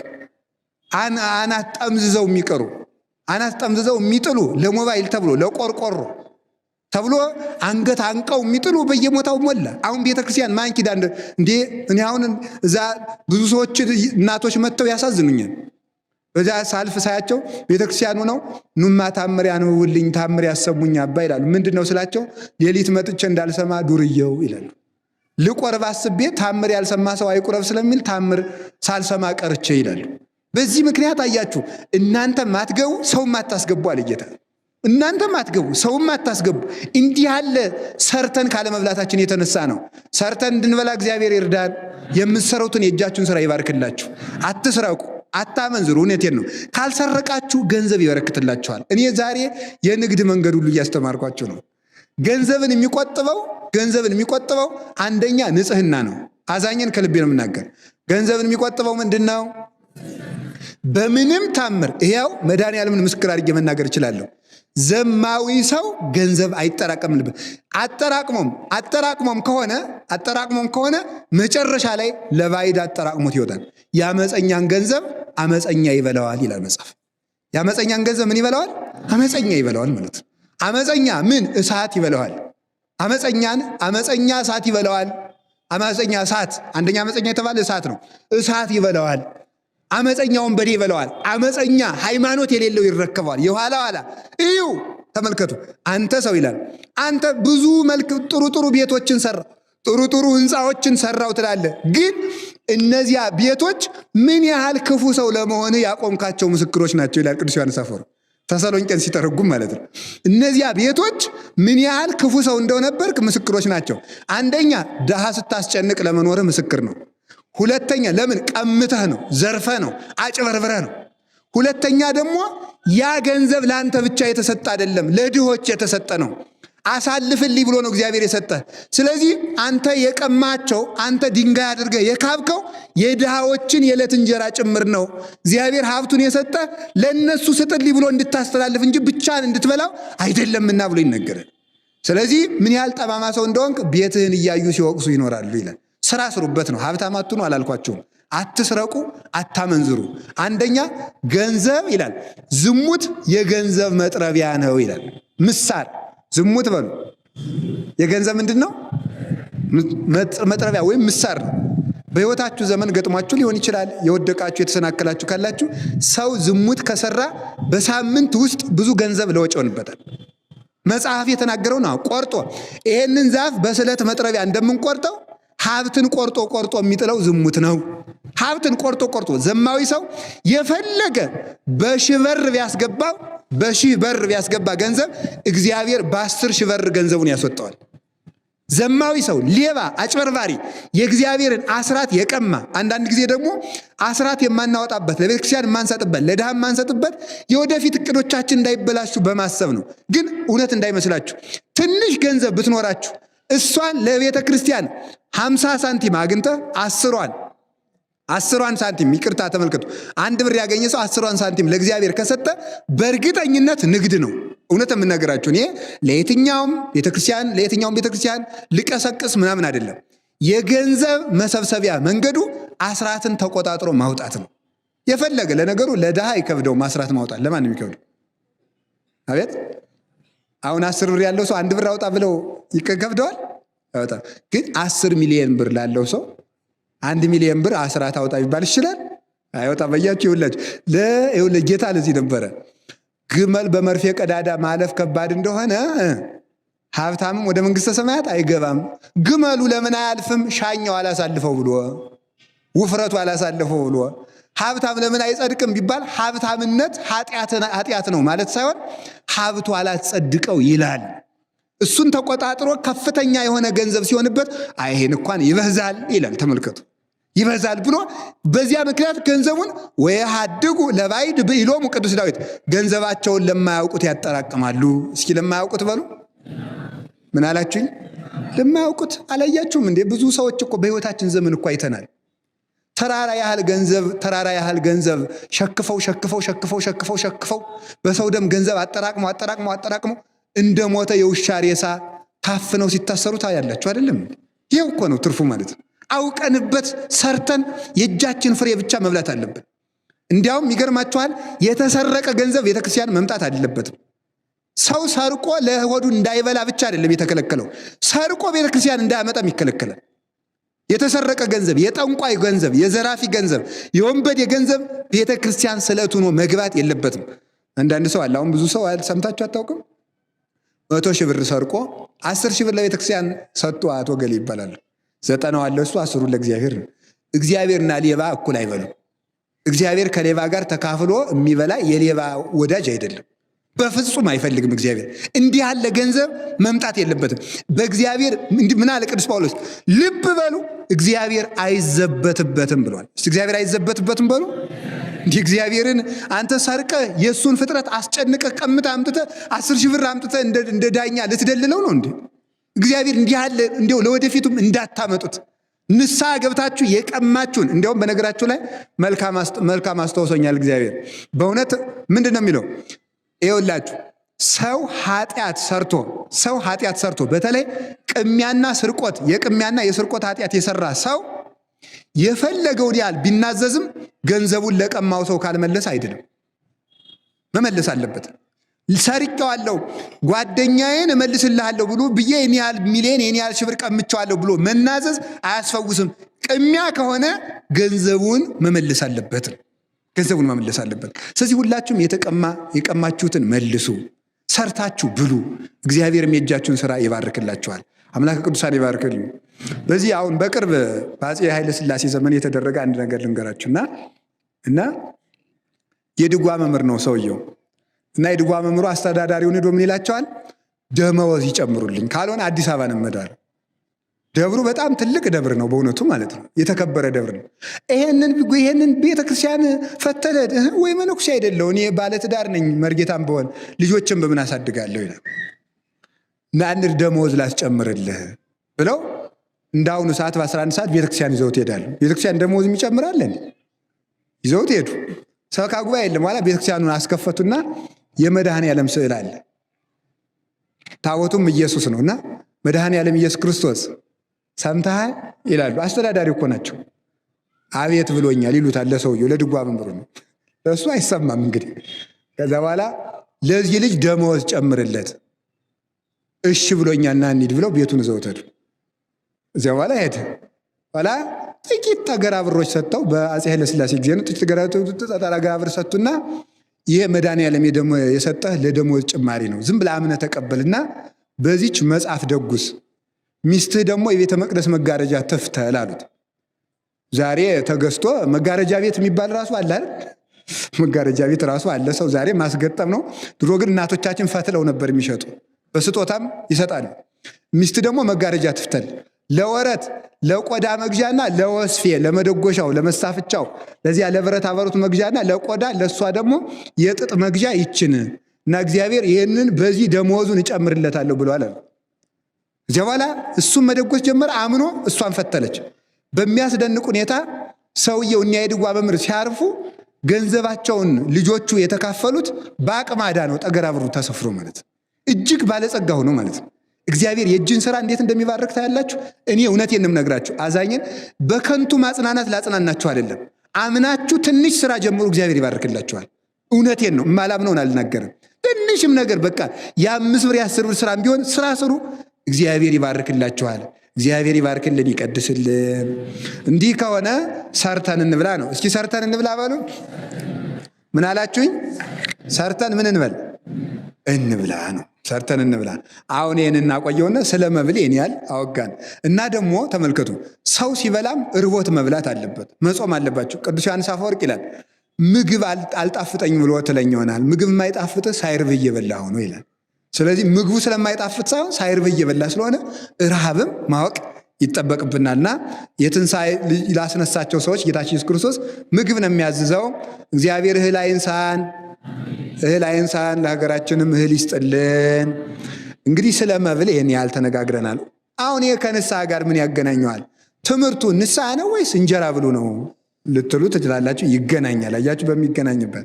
ስለዚህ ጌታችን ኢየሱስ ክርስቶስ ርዕሳችን ምንድን ነው? ዛሬ ያነሳ ነው በላይዟችሁ የምትበላውን ስጧት ነው።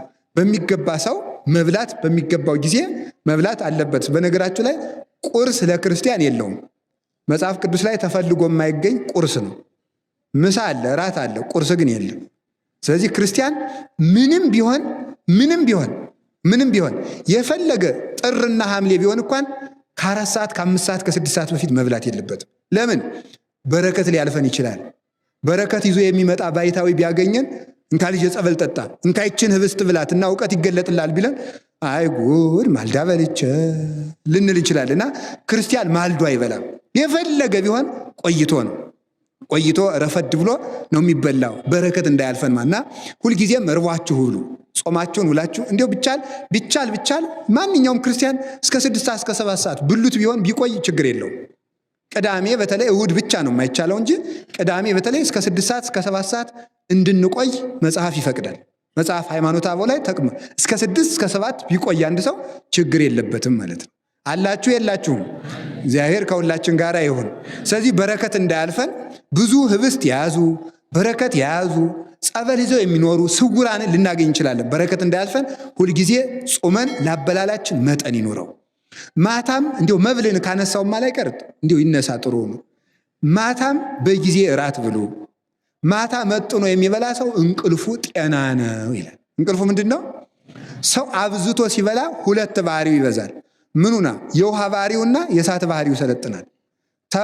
ከመሬት ከሰውነታችን ስንተኛው ነው ውሃን የሚለው?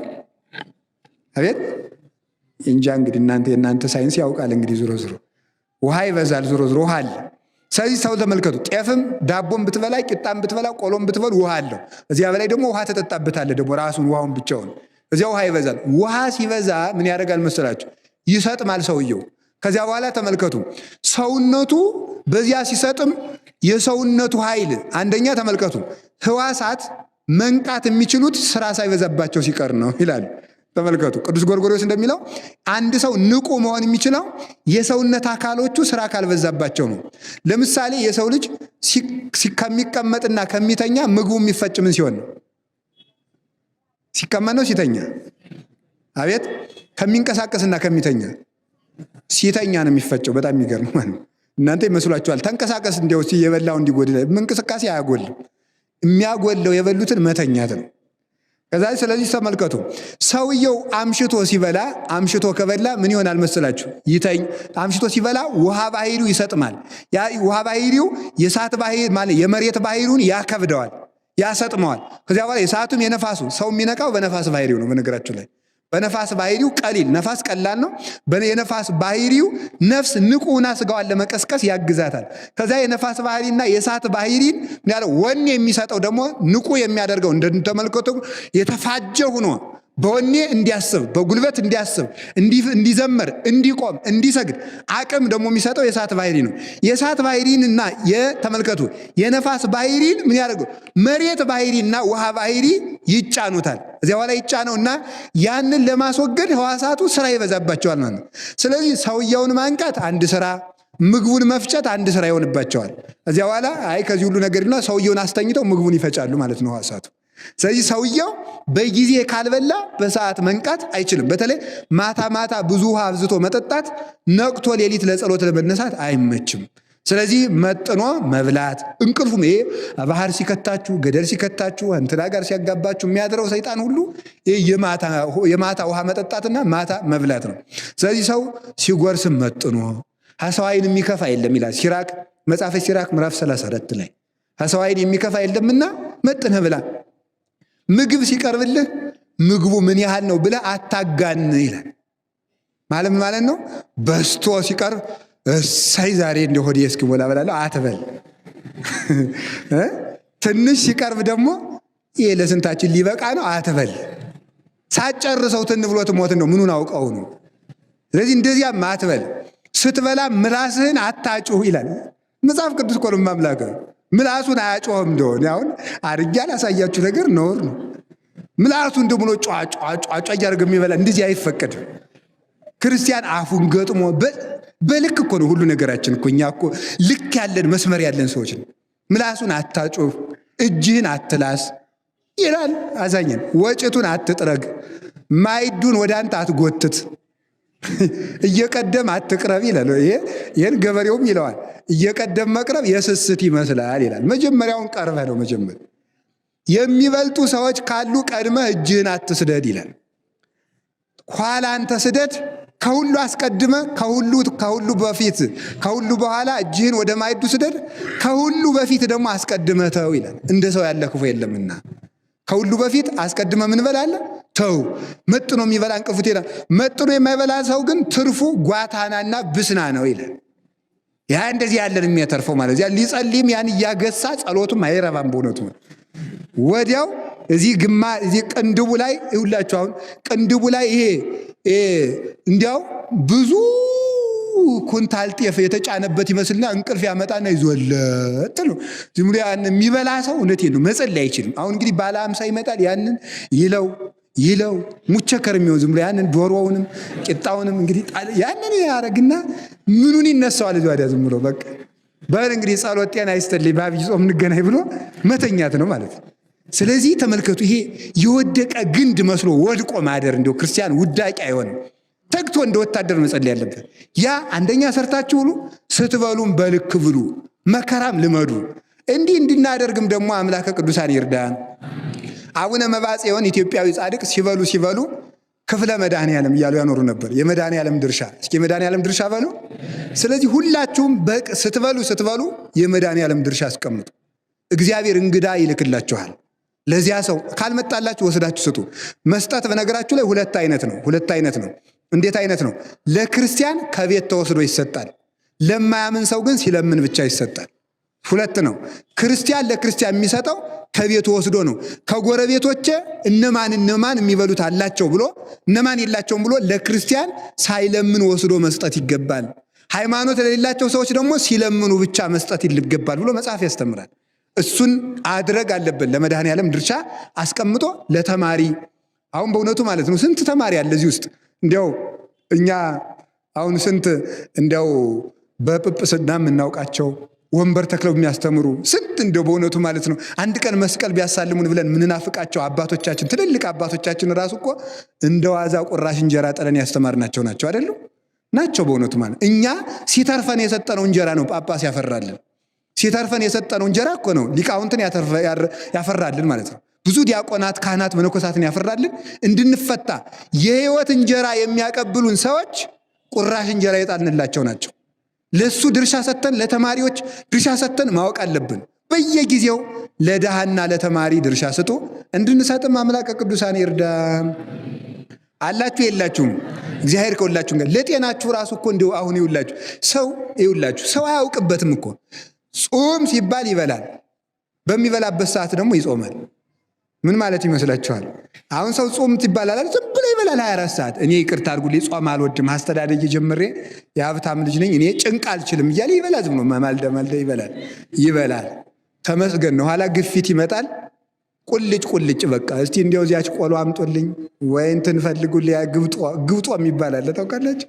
የግብጦ አረቂ ቤት ነው የሚሸጥ እያለ መከራውን ሲያይ ይውላል ማለት ነው። የሚወደውን ስጋ ምን አለ በሚገባው ሰዓት በልቶ በሚገባው ሰዓት የጾመ ሰው ሰውነቱም ጤና ይሆናል። ጤናውን ያድለን እግዚአብሔር። ተዛዝነን እንድንበላም እግዚአብሔር ይርዳን። ምግቡን ሰው ካወቀበት ያድነዋል፣ ካላወቀበት ያጠፋዋል። ስለዚህ መብሉን ለቁመተ ስጋ ያክል እናድርገው። እግዚአብሔር ከሁላችን ጋር ይሁን። እስኪ የምትበላውን ስጡ አትበሉ። ስለዚህ የሚበላውን አሁን ተመልከቱ። እዚህ ያሉት ተርበው እኔ ያዛኘን ከልቤ ነው። የእግዚአብሔርን ቃል እየተማሩ በየትምህርት ቤቱ እስቲ ሁላችሁ በሕይወታችሁ ዘመን አሁን ቀኝ እጃችሁን አውጡት። ቀኝ እጃችሁን አውጡ። እኔ በሉ ሁላችሁ በሕይወቴ ዘመን ቢያንስ አንድ ተማሪ ያስተምራለሁ በሉ ሁላችሁ። እግዚአብሔር ይስጥልኝ። እንግዲህ ቃል ገብታችኋል ማለት። በሚቀርባችሁ ቤተክርስቲያን አንድ የቄስ ተማሪ ማስተማር አለባችሁ ሁላችሁም ማለት። የምትበላውን ምን በሏት ለዚያች ተማሪ ስጧት እንግዲህ ማለት ነው። እሱ ጸሎታ ቢገባውም ባይገባውም እኮ ነው። ማምላክን ጸሎታ ለማርያም ወስለታ ለሀገሪቱ ለኢትዮጵያ ይላል። ጠብ እኮ ነው።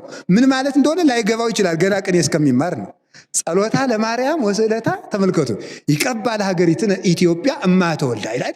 ተመልከቱ። የእመቤታችን የማርያም ጸሎት ሀገራችን ኢትዮጵያን ከእግዚአብሔር ማት ይጠብቃት ይላል። ተሜዝ ብሎ ይግባውም አይግባውም እዚያ ተኝቶም ቢሆን ማለት ገደም ብሎም ቢሆን እዚያ አንቀጸ ብርሃን ሲጨርስ ጸሎታ ለማርያም ወስለታ ይለዋል። ተመልከቱ። እንደዚያ ስለሚል እኮ ነው ወተን የምንገባው። እንግዲያማ የኛው ጽድቅ ነው አውጥቶ የሚያገባን። ይሄ እኔ እውነቴን ነው። ትክክለኛ ባይታዊ ማለት የቄስ ተማሪ ነው። ወላዲተ አምላክ ትክክለኛ ባይታዊ አይገባውማ። ባይታዊ ይገባዋል። አሁን መነኩሴና ባይታዊ ችግረኛ ነው። እኔ እንዲያው 3 ቀን አሁን አሟልቼ ውዳሴ ማርያም ከደገምኩ በቅቻ ይሆን እንደ ድንገት ማለት ነው የምጀምረው ማለት ነው። መነኩሴ ችግሩ ይሄ ነው። ተመልከቱ። 3 ቀን ዳዊት ከደገመ ዚዋዳ እንዲያው ወለተ ስላሴ ህልም አይቸልሽ ነበር ማለት ይጀምራል። ሀገደል ጫፍ ቁመሽ ይመስለኛል ይላል። እዚያ ኋላ ማለት እኔ በገመድ ጎትቻ አስቀረውሽ ማለት ነው የሚጀምር እንግዲህ። ስለዚህ ችግር ነው ማለት ነው። ታዲያ ግን ይብቃ ስለማያውቀው ዝም ብሎ ጸሎታ ለማርያም ወስለታ እያለ ዝም ብሎ ሌሊት እመቤታችን ሲጠራት በሱ ነው ሀገር ተጠብቆ የሚኖረው ማለት ነው። ስለዚህ የሚቀርባችሁ ደብር ይሄ ደብር አለላችሁ። የሚቀርባችሁ ደብር ይላችሁ አንድ ተማሪ ስጡኝ፣ መምህር ዳችሁ አንድ ተማሪ ስጡኝና እኔ 10 ብር በወርም ቢሆን ልቻለው ልብሱን ችዬ ይሄን ችዬ አስተምራለሁ። ያ ምን ማለት ነው? አንድ መብራት ለቤተ ክርስቲያን ማብራት ማለት ነው። አንድ መብራት ለቤተ ክርስቲያን እያበራችሁ ነው። ያ መርጌታ ነው ያ ነገ ጳጳስ ነው፣ ያ ካህን ነው፣ ያ ዲያቆን ነው። ነገ የሚፈታን የሚያስረን እሱ ነው። እንዲያ ካደረግን በእውነቱ የምትበላውን ስጧት ያለውን ፈጽመናል። እስኪ የምትበላውን ስጧት በሉ እንጂ የምትበላውን ስጧት በሉ። አሁን ሌላው ደግሞ ቀጥሎ ለድሆች ነው። ለድሆች ማሰብ ይጠበቅብናል። እንዴት አድርገን እንስጥ የለን ትሉኛላችሁ። ቆርሶ ማጉረስ ቀዶ ማልበስ። እስኪ በሉ ቆርሶ ማጉረስ በሉ። እሺ ምን ማለት ነው? አይ ልብስ እንዳልሰጥ ብዙ ልብስ የለኝም መልሱ። ቀዶ ማልበስ በሉ እንጂ አቤት። ኧረ እንኳን ቀደልና ለብስበት ስንት የጫማ መወልወያ የሆነ ሸሚዝ ይኖራል በየቤቱ ማለት ነው። ግን ጌታ እንኳን ትርፉን ቀደህ አልብስ። እስኪ ወዲያውን እስኪ ቢያንስ አንድ ትእዛዝ ላዘዛችሁ ነው። 3 ሸሚዝ ያላችሁ እጃችሁን አውጡ። 3 ሸሚዝ እንዳትዋሹ ማምላክን እኔ ነግሬያችኋለሁ። 3 ሸሚዝ ሴቶችም አውጡ። ሴት የለውም ምን አሉ እናንተ ሸሚዙን ታሽሩበት የለ በሉ ቀሚሱማ ቀርቷል። እንግዲህ አውጡ ወይ 3 ቀሚስ አውጡ 3 ቀሚስ በቃ 3 ሸሚዝ አውጡ ሁላችሁም በሉ። አሁን አንድ ሸሚዝ ለቄስ ተማሪ ትሰጣላችሁ ሁላችሁም እዚህ ስማኝ። እሺ በሉ እንጂ እግዚአብሔር እሺ ይበላችሁ። ስለዚህ አሁን ሁላችሁም ከሚቀርባችሁ ቤተክርስቲያን ሄዳችሁ ለተማሪዎች አንዳንድ ሸሚዝ ስጡ። የምትወዱትን ሸሚዝ ስጡ። ግድ የለም ኧረ ቀለል ያለውንም ቢሆን ስጡ። ችግር የለም ደስ እንዳላችሁ እሱን እንድትሰጡ ነው። ስለዚህ ቆርሶ ማጉረስ በሉ እስቲ ቆርሶ ማጉረስ በሉ። ቆርሶ ማጉረስ በጣም ጥሩ። አይ እኔ በቀን አንድ እንጀራ ነው የማገኝ ያም ሲሞላ ሲጎድል ነው ካልከኝ ምን እንዳለ ከአንድ እንጀራይቱ ቁረስ፣ እሷን ቆርሰህ ስጥ። እሺ አንድ እንጀራ በቀን የምትበሉ እጃችሁን አውጡ። ኧረ ተው፣ አራቱም ማበቀረረ በደንብ አውጡ። አውጡ ቀኝ እጃችሁን። አሁን አንድ እንጀራ በቀን እበላለሁ የምትሉ ኧረ ታውጡ። በሞት የማምላክን አውጡ። ሁላችሁም አውጡ። እንዴት ትቀልዳላችሁ? አውጡ። ድራማ እየሰራው ይመስላችኋል እንዴ? የእግዚአብሔርን ቃል እያስተማርኩ እኮ ነው። በሉ አውጡ። ሁላችሁ አውጡ። እሺ እናንተም ደግሞ 1/4ኛዋን ለድሃ ስጡ። እሺ በሉ ደግሞ እናንተ። አዎ በቀን 1/4ኛዋን። አንድ እንጀራ ስንት ብር የሚሸጥ አንተ ስንት ብር ነው? 10 ብር ነው። እሺ ሲካፈል ለ4 2 ብር ከ50 በቀን ለድሃ ትሰጣላችሁ። እዚህ ወድቀው ለሚያድሩት ደግሞ ወስዳችሁ ስጡ። ይሄ ነው ተፋቅሮ ይደፍኖ ለኩሎን ኃጣው። ፍቅር ኃጢአትን ሁሉ ይደመስሳል። እስኪ በሉ ፍቅር በሉ። ምን ሁሉ ይደመስሳል? ኃጢአትን ሁሉ ምን ይላል? ይደመስሳል። ፍቅር ኃጢአትን ሁሉ ይደመስሳል። የፍቅር ፍጻሜው ደግሞ ፍቅራችሁ ያለ ግብዝነት ይሁን ሲል ምጽዋት ነው። ፍቅራችሁ ያለ ግብዝነት ይሁን፣ በተግባር ግለጡት እንጂ ያ ፍቅር አይረባም። ስለዚህ ለተዎች እስረኛ ሂደን መጠየቅ አለብን። ክርስቶስ ነገ ደብረ ዘይት ነው አይደለም? ደብረ ዘይት ሲታሰብ እኮ ሌላ ምን ማለት የምናስበው? ነገ ደብረ ዘይት ነው የምናስበው።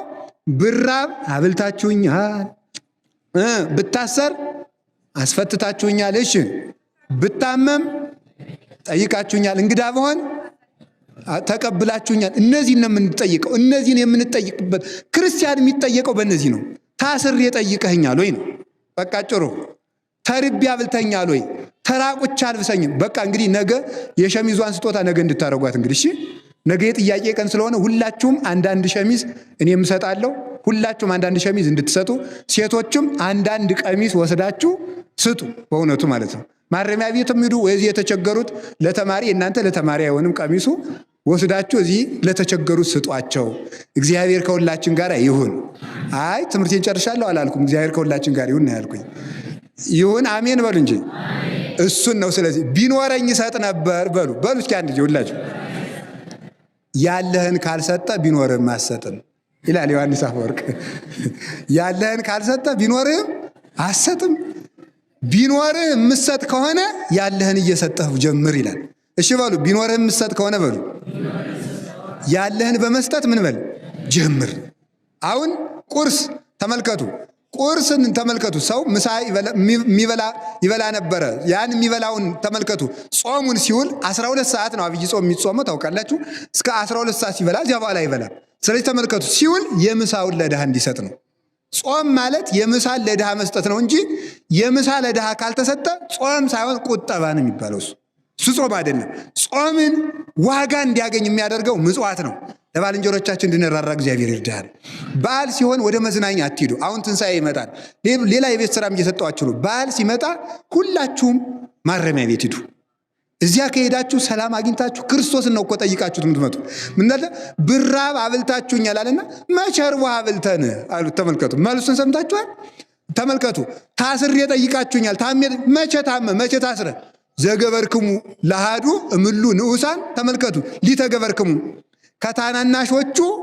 ከነዚህ ከታናናሾቹ ለአንዱ ያደረጋችሁት ለእኔ ያደርጋችሁልኛል አለ። ተመልከቱ፣ ከነዚህ በሉ ከታናናሾቹ ለአንዱ ያደረጋችሁት ለማን አደረጋችኋል? ስለዚህ አሁን ለአንድ ሰው እንጀራ ስንሰጠው ለማን የሰጠ ነው? በሞት ንገሩኝ።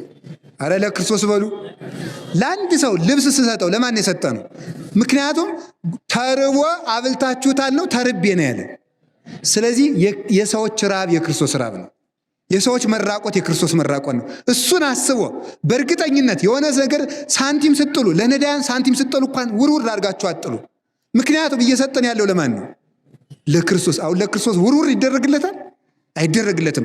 አክብሮ አሁን ለእኔ አንድ ቃል ንስማ ገሌ ያቀብለኝ ብል በሁለት እጃችሁ ነው የምትሰጡኝ። መቼስ አባ ነው ብላችሁ አክብራችሁ ነው። እንደዚያ ከሆነ ተመልከቱ፣ ከእኔ ይልቅ የሚገብረው ያድሃ ነው። ክርስቶስ የሚጠይቀን ተመልከቱ፣ ለአባ በሁለት እጅ ዕቃ አሳልፈልኛል ብሎ አይደለም። ተርቤ አብልተኛል፣ ተጠምቼ አጠጥተኛል፣ ታርዤ አልብሰኛል ወይ፣ ታስሬ ጠይቀኛል ወይ? ጥያቄው ይሄ ነው። የእኛም ጥያቄ አለ። ለእኛ ሲገለበት ደግሞ በትምህርት ታስሬ ፈተኸኛል ይላል። በኃጢአት ታስሬ ፈተኸኛል። እንግዲህ ክርስቶስ በኃጢአት ይታሰራል? የእናንተን እስራት አድርጎ ይጠይቃል። በኃጢአት ታስሬ በድንቁርና ብታሰር በእውቀት ጠይቀኸኛል ብሎ ደግሞ ካህናትን ይጠይቃቸዋል። ሃላስተማረ ደግሞ አልጠየቅኝም፣ ሃልናዘዘ የሕዝቡን ኃጢአት ካልፈታ በዚህ ይጠይቀዋል። ነገ ወንጌሉ ማቴዎስ 24 ሲተረጎም በየቤተ ክርስቲያኑ ትሰማላችሁ። በትምህርት ጠይቀኸኛል፣ በክህነት ጠይቀኸኛል፣ በንስሐ ጠይቀኸኛል ብሎ ለካህኑ ይፈርድለታል። ካልጠየቀ ይፈርድበታል። የሚጠይቀው በዚህ ነው። ከቃሉ ጋር ናችሁ። እንግዳ ሁኜ ብመጣ ተቀብለኛል ሲለው ደግሞ ከሌላ እምነት የመጣው ሰው የእምነት እንግዳ ነው። እሱን አስተምሮ ጸልዮ አጥምቆ ክርስቲያን አድርጎ ያቆረበ ሰው እንግዳ ተቀበለ ይባላል። ለእናንተ እንግዳ መቀበል ይሄኛው ነው። ለካህናት እንግዳ መቀበል ደግሞ ይሄ ነው። እሱ እንድናደርግ አምላከ ቅዱሳን ይርዳል። በመጨረሻ የምትበላውን ስጡ አትበሉ። ለሚበሉት የሚበሉትን፣ ለተራቆቱት የሚለብሱትን ሰጥተን እንድንድን አምላከ ቅዱሳን ይርዳል። ትምህርቱ መጨረሻው ስለሆነ ሳልዋሽ 20 ደቂቃ ትጨምሩኛላችሁ? እንጨርሰው። በጣም ጥሩ። 20 ደቂቃ ነው የምጨምር። የምትሄዱ መሄድ ትችላላችሁ። ከ20 ደቂቃ በፊት የሚሄድ ካለ፣ ለዚያ በኋላ ግን አልጨምርም። ቶሎ ግን ልጨርሰው። እስኪ የምትበላውን ስጧት በሉ። የምትበላውን ምን በሏት? ስጧት። ለማን ስትሉ ጌታችን መድኃኒታችን ኢየሱስ ክርስቶስ እንግዲህ ከዕለቱ ርዕስ ጋር ላገናኝላችሁ ነው። ጌታችን መድኃኒታችን ኢየሱስ ክርስቶስ በመርከብ ተሳፍሮ ሲሄድ ተመልከቱ። ወመጻ ሀቤሁ አሃዱ መጋቤ ምኩራብ፣ የምኩራብ አለቃ የሆነ አንድ ሰው ወደ ጌታችን ወደ ኢየሱስ ክርስቶስ መጣ ይላል። ያ ሰው ምን አለ መሰላችሁ?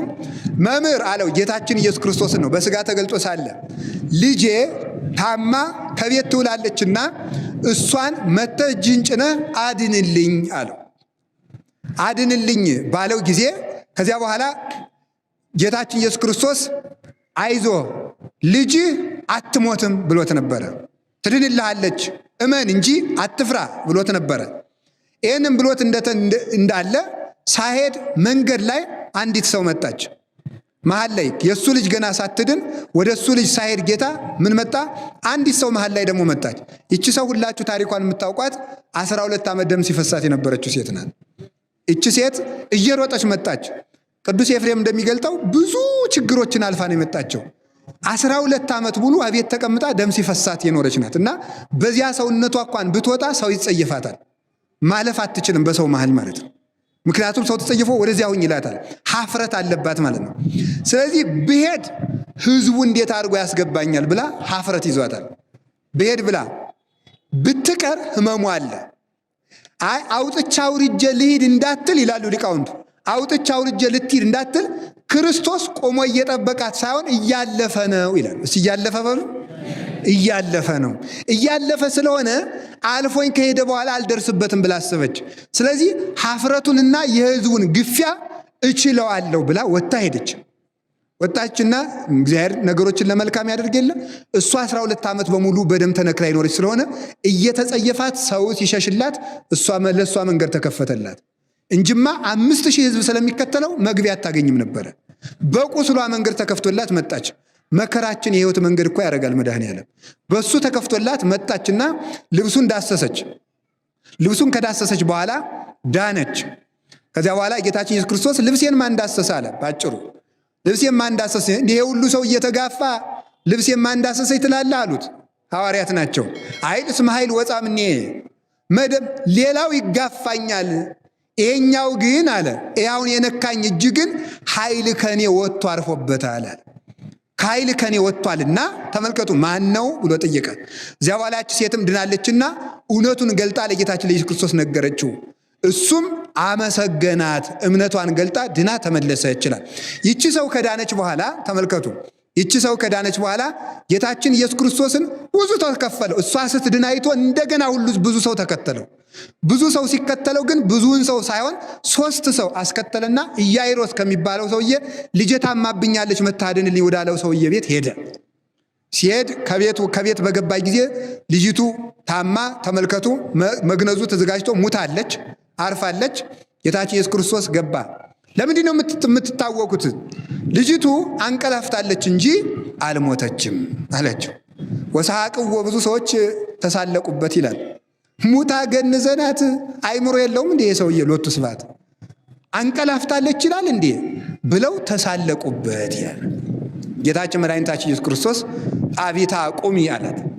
ጣቢታ ቁሚ ሲላት ተመልከቱ። ምን ማለት ጣቢታ ቁሚ ማለት ይሄ ትርጓሜው ምን ማለት ነው? ተንሥኢ ወለቴ ብሂል ትርጓሜሁ ይላል። ትርጉሙ ልጄ ሆይ ተነሽ ማለት ነው።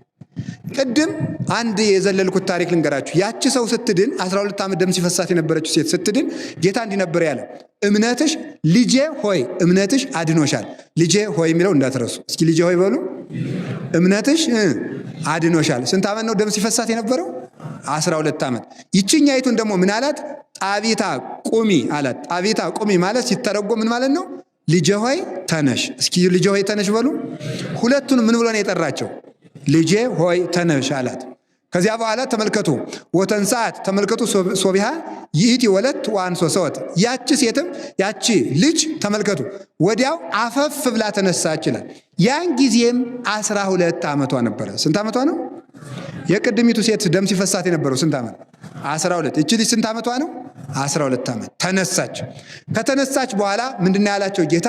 እንዲህ ያላቸው ተመልከቱ፣ ወገሰጾሙ ለአቡሃ ወለእማ ከመ ኢየአምር ዘንተ ወኢመኑሂ፣ ይህንን ነገር ለማንም እንዳትናገሩ ብሎ እናትና አባቷን ገሰጻቸው። ይችን ልጅ እንዳስነሳዋት ካለ በኋላ ምን አለ መሰላችሁ? ሰው ሁሉ ያዳንቃል። ተመልኮ እኮ ነቢይ ድንጋጼ ሰው ሁሉ እንዲህ ይህ ሰውዬ ማን ነው? ሙት የሚያነሳ ማን ነው ብሎ ያዳንቃል። ሰው ሁሉ እያዳነቀ ልጅቱ ተነስታለች። ሰው ከእንቅልፍም ተነሳ ከሞትም ተነሳ፣ መጀመሪያ የሚፈልገው ምግብ ነው። ከዛ ምን አደረገ ጌታ? ችግሯን ብሶቷን የሚያይ እሱ ነውና የምትበላውን ስጧት አለ። እስኪ የምትበላውን ስጧት አበሉ። የምትበላውን ስጧት። ሰጣም በላች። አንደኛ አዝኖላት፣ ሁለተኛ ምታት እንዳልሆነ ለማጠየቅ በትክክል እሷን የምትመስል አስነስቶ ሳይሆን እሷን እንዳስነሳት እንዲያውቁ አብልቶ አሳያቸው። ረሃባችን የሚያውቅልን መድኃኔዓለም ስሙ የተመሰገነ ይሁን። ትርጉሙን ብቻ እንሰማለን ማለት ነው። ትርጉሙን እንሰማለን። 12 ዓመት ደም ሲፈሳት የነበረች ሴት ማለት ሁለቱም 12 እስኪ 12 በሉ በሉ ሁላችሁ 12 በሉ።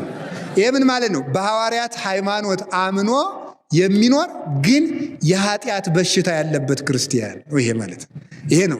የ12 ዓመት ደም ሲፈሳት የተባለው ተመልከቱ። በሐዋርያት ሃይማኖት ያምናል፣ በሐዋርያት ሃይማኖት ተጠምቋል፣ ስሙ ክርስቲያን ነው፣ መስቀል አስሯል። ግን በርኩሰት ታሞ በኃጢአት ጎስቁሎ የሚኖር ሰው ማለት ነው። 12 ዓመቷ ነበር ማለት እድሜ ዘመኑን ዓመት የተባለ እድሜ ዘመኑን በሐዋርያት ሃይማኖት አምናለሁ እያለ እድሜ ዘመኑን በሙሉ በኃጢአት ተዘፍቆ የሚኖር በደም ተነክሮ የሚኖር ኃጢአተኛ ነው። ሁለቱም የተባለ ማለት ነው። ያቺ ሴት እኛን ይወክላል ማለት ነው። ክርስቲያኖችን የሚወክል ነው። ሁላችንም የሐዋርያት ሃይማኖት አለን።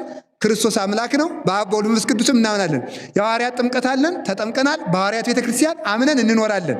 ግን ግማሾቻችን እንደዚያች 12 ዓመት እንደሚፈሰን አምነን ግን የኃጢአት መርገም ያለብን የኃጢአት ዕዳ ያለብን ነን። በኃጢአት የሞት በ12 ዓመቷ ሞተች የተባለች ደግሞ በሐዋርያት ሃይማኖት አምኖ በኃጢአት የሞተ ሰው ማለት ነው። በኃጢአት የሞተ ሰው ከዚያች ምን አለች? አፍራ ነበረ። ተመልከቱ። እንዳልሄድ አፍራለሁ አለች። እንዳልሄድ አፍራለሁ ማለት ንስሐ እንዳይገባ የሚያፍር ሰው ማለት ነው። ንስሐ የሚያገባ እንዴት ብዬ እናገራለሁ ብሎ አፍሮ ከዚያ በኋላ ተመልከቱ። እንዳትቀር ያማታል፣ ይገላታል። እስኪ ያማታል፣ ይገላታል ብሎ ካመማት ህመሙ ምን ያደርጋል? ይገላል። ምን ማለት ነው ደግሞ? ንስሐ መግባት ይፈልጋል። አሁን ሁለት ልብ ያለን ሰው የሚወክል ነው ይሄ። ንስሐ መግባት ይፈልጋል፣ ያፍራል። ከዚያሳ ደግሞ ዝም እንዳይል ንስሐ ሳይገባ እንዳይቀመጥ ደግሞ ንስሐ ሳልገባ ብሞትስ ይላል። ደግሞ እንዲህ ያለው ሰው ነው ደግሞ ንስሐ ሳልገባ ብሞትስ ብሎ ይናገራል። ከዚያሳ ተመልከቱ መጨረሻ ላይ ኢየሱስ ክርስቶስ ቁሞ አይጠብቀኝም እያለፈ ነው። እስኪ እያለፈ ነው በሉ። ኧረ አይዟችሁ። ስንት ቀን ክርስቶስ አልፎን እንደሄደ ግን ታውቃላችሁ? ብዙ ቀን አልፎን ሄዷል እኮ። ስጋውን ደሙን ተቀበሉ ተባል፣ ንስሐ ግቡ ተባል፣ ምን ተባል። በሽታ መጥቶ ኑ ብሎ ጠራን። ጦርነት አምጥቶ ጠራን። ወረሽኝ አምጥቶ ጠራን። የሰው ሞት የባልንጀራ ሞት አምጥቶ ጠራን። በዚህ ሁሉ ክርስቶስ በእኛ እያለፈ ነው። ንስሐ ግቡና ቁረቡ እያለ ነው። በየቀኑ ክርስቶስ ያልፈናል። እግዚአብሔር እንዳያልፈን አምላከ ቅዱሳን ይርዳን። ስለዚህ ያልፈኛል ማለት ክርስቶስን ሳላገኘው እድሜ ቢያልፍስ ብሎ በመጨረሻ ላይ ሀፍረቱንም ንቆ የሰውን ሳቅም ንቆ። አሁን ተመልከቱ፣ ሰው ቢስቅብኝስ ነው ያለችው እቺ ሴት።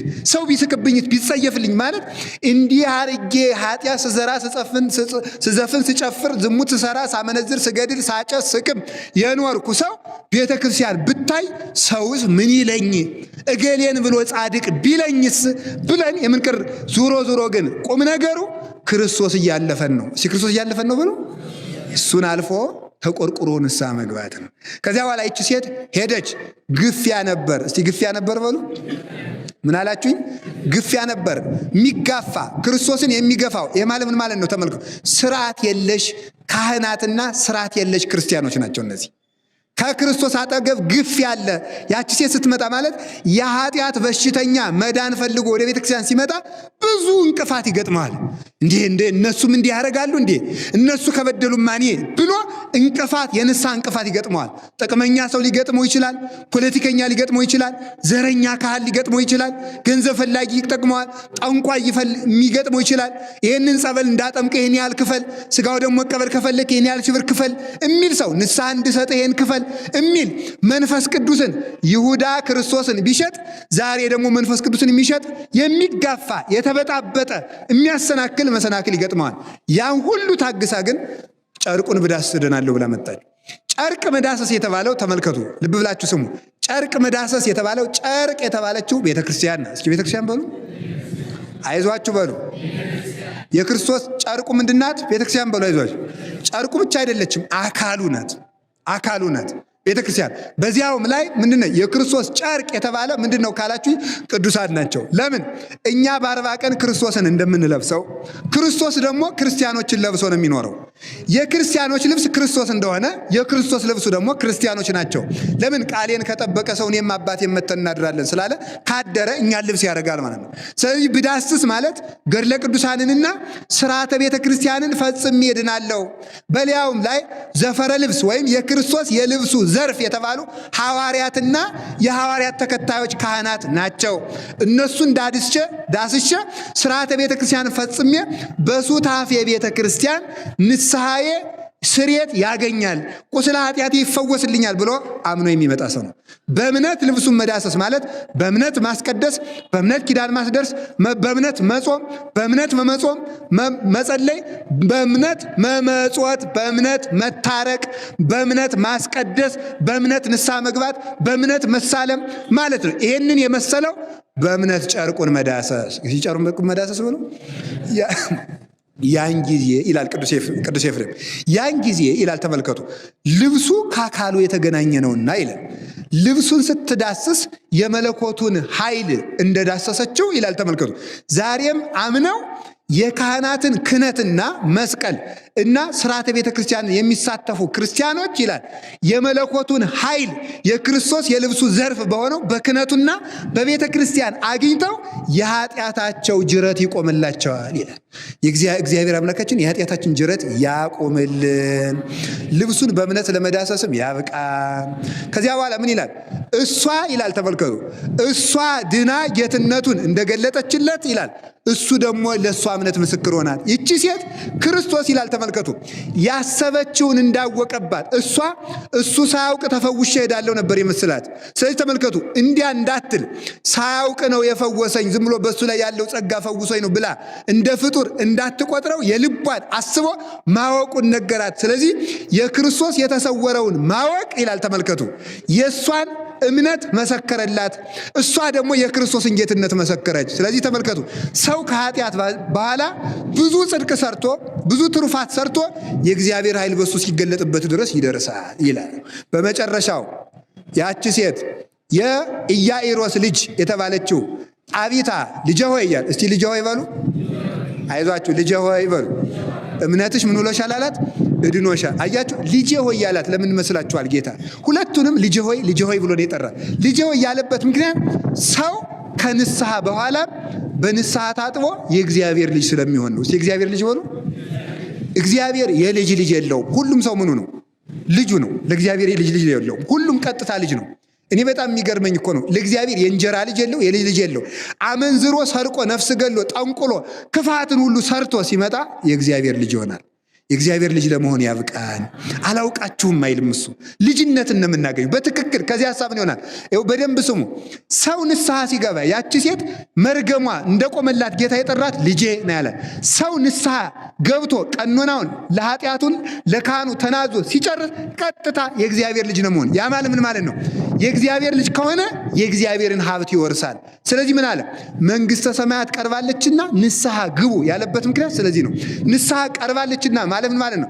ሰው ንስሐ ሲገባ ከእግዚአብሔር ጋር የአባትነቱን እርቅ ፈጽሞ ከእግዚአብሔር ጋር የልጅነት ሰንሰለቱን ነው የሚቀጥለው ማለት ነው። ተቆርጦበት የነበረውን ከዚያሳ ልጅ ሲሆን ወራሽ ይሆናል። በዚህ ምክንያት የመንግሥተ ሰማያት መውረሻ መንገዱ ንስሐ ነው የተባለበት ምክንያት ልጅ ሳይሆኑ የአባትን ንብረት መውረስ ስለማይቻል ኃጢአት ስንሰራ የእግዚአብሔር ልጅነት ስለሚቀርብን ልጅ ንስሐ ስንገባ ልጅ ስለምንሆን ነው። መንግሥተ ሰማያት የሚወረሰው በንስሐ ነው የተባለበት ቅድሚያ ልጅ ስለምንሆን ነው። ልጆቹ ለመሆን ያብቃን።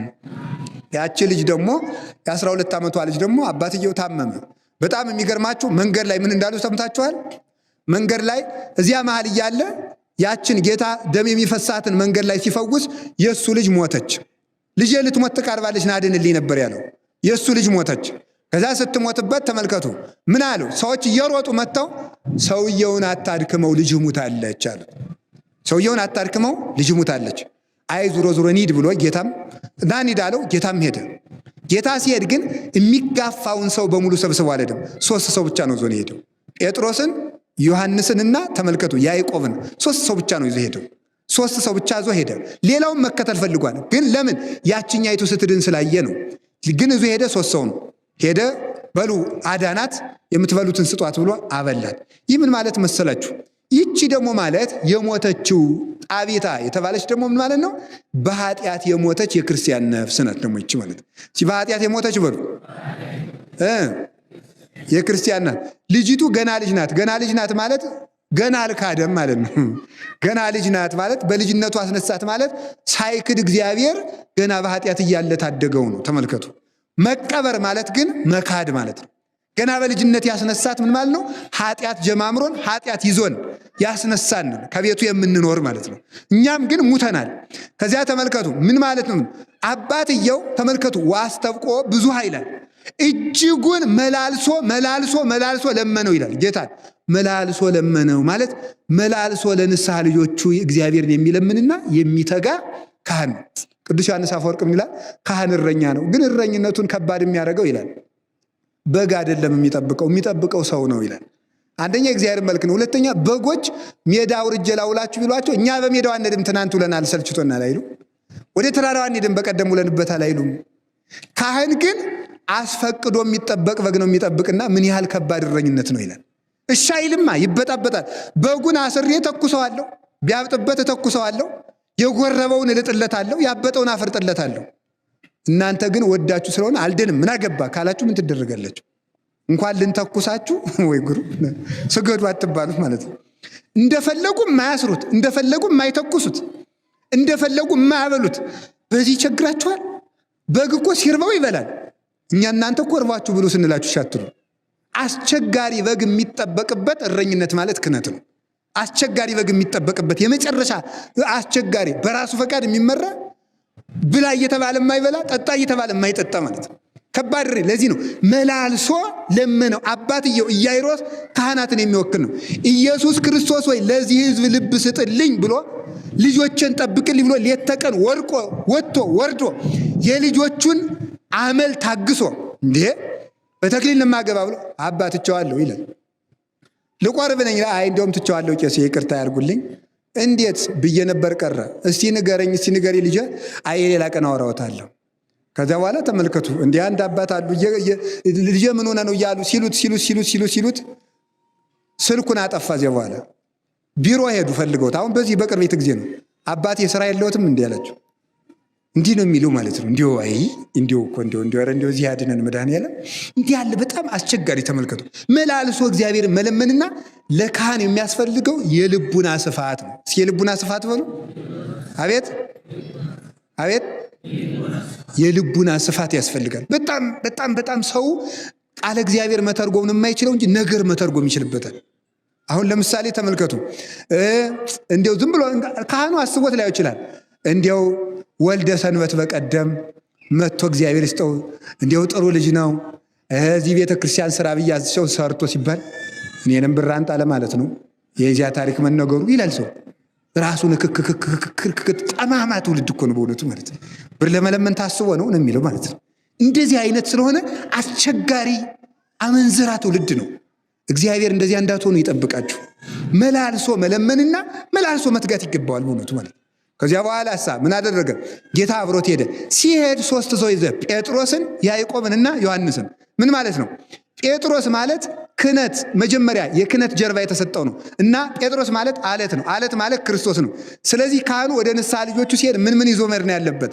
ኢየሱስ ክርስቶስን ሆኖ እሱ ኢየሱስ ክርስቶስን ይዞ አምላክነቱን አምኖ ከዚያ አሳተሞ ጴጥሮስን ክህነቱን፣ ዮሐንስን ንጽህናውን ድንግል ነው ንጽህናውን፣ ከዛሳ ያዕቆብ ማለት ከሐዋርያት አስቀድሞ መጀመሪያ ሰማዕት የሆነ ነው። ስለዚህ አንድ ካህን ለንስሐ ልጆቹ የሚያስፈልገው ሰማዕትነት፣ ክህነትና ንጽህና ነው። ከነሱ የሚገኘውን ጥቅም ገንዘብ ምናምን ወይም ዝሙት ወዘተርፈ የማይል ሰው ማለት ነው። በነገራችሁ ላይ አንድ ካህን ከንስሐ ልጁ ጋር ወይም ደግሞ ንስሐ ልጅቱ ባትሆንም ከአንዲት ሴት ጋር ዝሙት ቢሰራ አንድ ኃጢአት ብቻ አይደለም የሚሰራው፣ 4 ኃጢአት ነው የሚሰራው። አንደኛ ማንኛውም ካህን የንስሐ አባት ስለሆነ አይደለም፣ ማንኛውም ካህን ለማንኛውም ክርስቲያን ምን እንደሆነ ታውቃላችሁ? አባት። እስኪ አባት በሉ፣ አባት ነው። ስለዚህ ተመልከቱ፣ አንድ ካህን አንዲትን ሴት በዝሙት ቢያሰናክል ከልጁ ጋር ኃጢአት ሰራ፣ በዝምድና ማፍረስ ይጠየቃል ማለት ነው። ልጁ ናት ያች። ማንኛውም የሌላ ሰው ንስሐ ልጅ ብትሆንም ለሱም ልጁ ናት። የዓለም አባት ተደርጎ ነው የተሾመው። ሁለተኛ ምን ያደርጋል? ተመልከቱ፣ ክህነቱን ይጥላል። ሶስተኛ አታመንዝር የሚለውን ያፈርሳል። አራተኛ የክፋት አብነት ይሆናታል። የክፋት አብነት ማለት ምን ማለት ነው? የክፋት አብነት ማለት ካህናትም እንደዚህ ዝሙት የሚሰሩ ከሆነ እያለች ከሌላው ጋር መስራት ኃጢአት አይመስላትም። እዚያ በኋላ የማትመለስ መደዲ ኃጢአተኛ ትሆናለች ማለት። ስለዚህ ከዝሙት አንጽቶ ከገንዘብ ፍቅር ከዚህ ሁሉ ራሱን አንጽቶ ንጽህናን ከዚያሳ መስዋዕትነትን ሰማዕትነትን ሊሰድቡት ይችላሉ። ቅድም እንዳልኳችሁ ስራ የለውትም 10 ጊዜ እንደዚህ የሚሉኝ መጀመሪያ ራሳውት ይጽደቁ የኛ ጻድቅ ሊላቸው ይችላል ማለት ነው። መንጋ ሌባ ቄስ ሌባ መነኩሴ ማናውቃችሁ ስትሰክሩ እንደማትሉ ታቦት እየሸጣችሁ ሊለው ይችላል። ስድብ ሞልቶት የለ ሰው እንደ ድርሰት ነው እኮ የሚያንበለብለው። ይህ ሁሉ ሰማዕትነት መክፈል አለበት። ድሃ ሊሆን ይችላል፣ ሊቸግረው ይችላል። ተመልከቱ፣ በዚህ ሁሉ ተጠንቅቆ የሚጠብቅ ነው እሱ 3ቱን ይዞ ሄደ የተባለ። በዚያ ሁሉ መሃል ኢየሱስ ክርስቶስን ከመሃሉ ማድረግ አለበት ማለት ነው። እሱን ፈርቶ ምዕመናን አመሰገኑኝ አላመሰገኑኝ፣ ተቀበሉኝ አላልተቀበሉኝ፣ አደነቁኝ አላደነቁኝ ሳይሆን ቁም ነገሩ ኢየሱስ ክርስቶስ ምን ይለኛል ብሎ ነው መጠበቅ ያለበት ማለት ነው። ምን ይለኛል ከመጡ ይምጡ፣ ከቀሩ የራሳቸው ጉዳይ ሳይሆን ተከታትሎ የሚፈልግ ደግሞ እንግዲህ ንስሐ አባት ይደውሉልኛል ብያላችሁ ደግሞ እንዳትጎለቱ፣ እንደዚህ የሚል መሆን አለበት። ከዚያሳ ምን አደረገ? መጨረሻ ላይ ገባ። መንገድ ላይ ግን ሲሄድ ምን ብለዋል? ልጅ ሙታለች። ልጅ ሙታለች በሉ አይዟችሁ። ልጅ ምን ብላለች? ምን ብላለች? ሙታለች። ልጅ ሙታለችና አትድከም ያሉት እገሌ እንግዲህ አይረባም የሚሉ ሰዎች ናቸው። ለንስሐ አባቱ ይመጡና ለቤተ ክርስቲያን መጥተው እገሌ እኮ አይረባም፣ እገሊት ተመልሶ እንግዲህ አይረባም እሱ ከስሯል ብለው ለንስሐ አባቱ ነገር የሚሰሩ ሰዎች ሊያመለክቱ ይችላሉ፣ ሊኖሩ ይችላሉ። እነሱንም ቢሆን አልፎ ኢየሱስ ክርስቶስን ብሎ ይዞ መሄድ አለበት።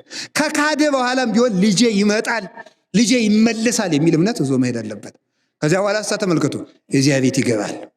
እዚያ ከገባ በኋላ ተመልከቱ ምን የሚንጫጩ ሰዎች አገኘ። እስቲ የሚንጫጩ ሰዎች በሉ። ምን የሚሉ ሰዎች?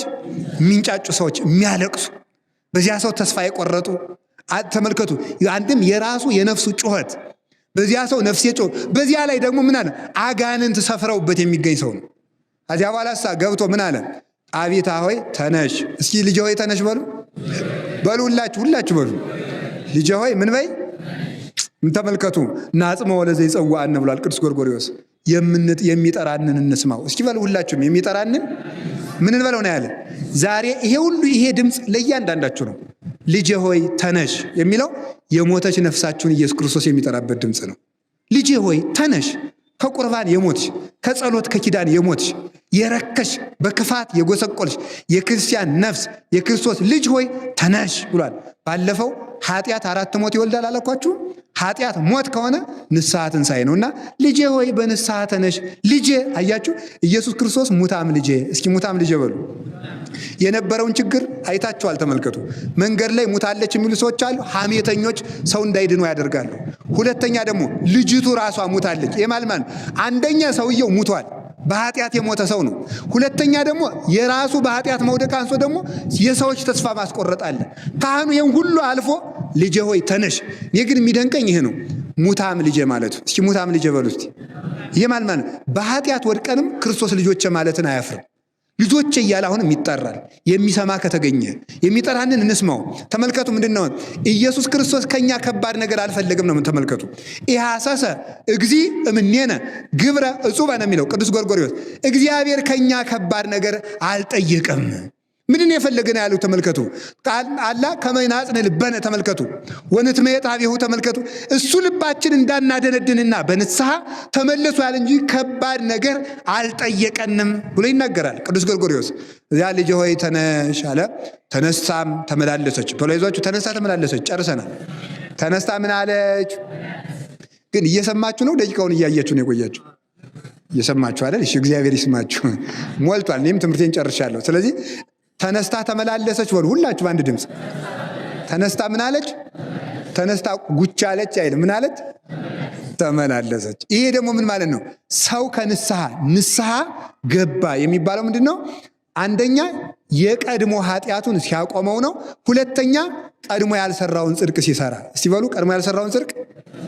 ስለዚህ ከንስሐ በኋላ ንስሐ ገብቻለሁ እንግዲህ ተለቃልቄያለሁ ብሎ ጉች ብሎ ሳይሆን መመላለስ ይገባል። መመላለስ ምን ማለት ነው?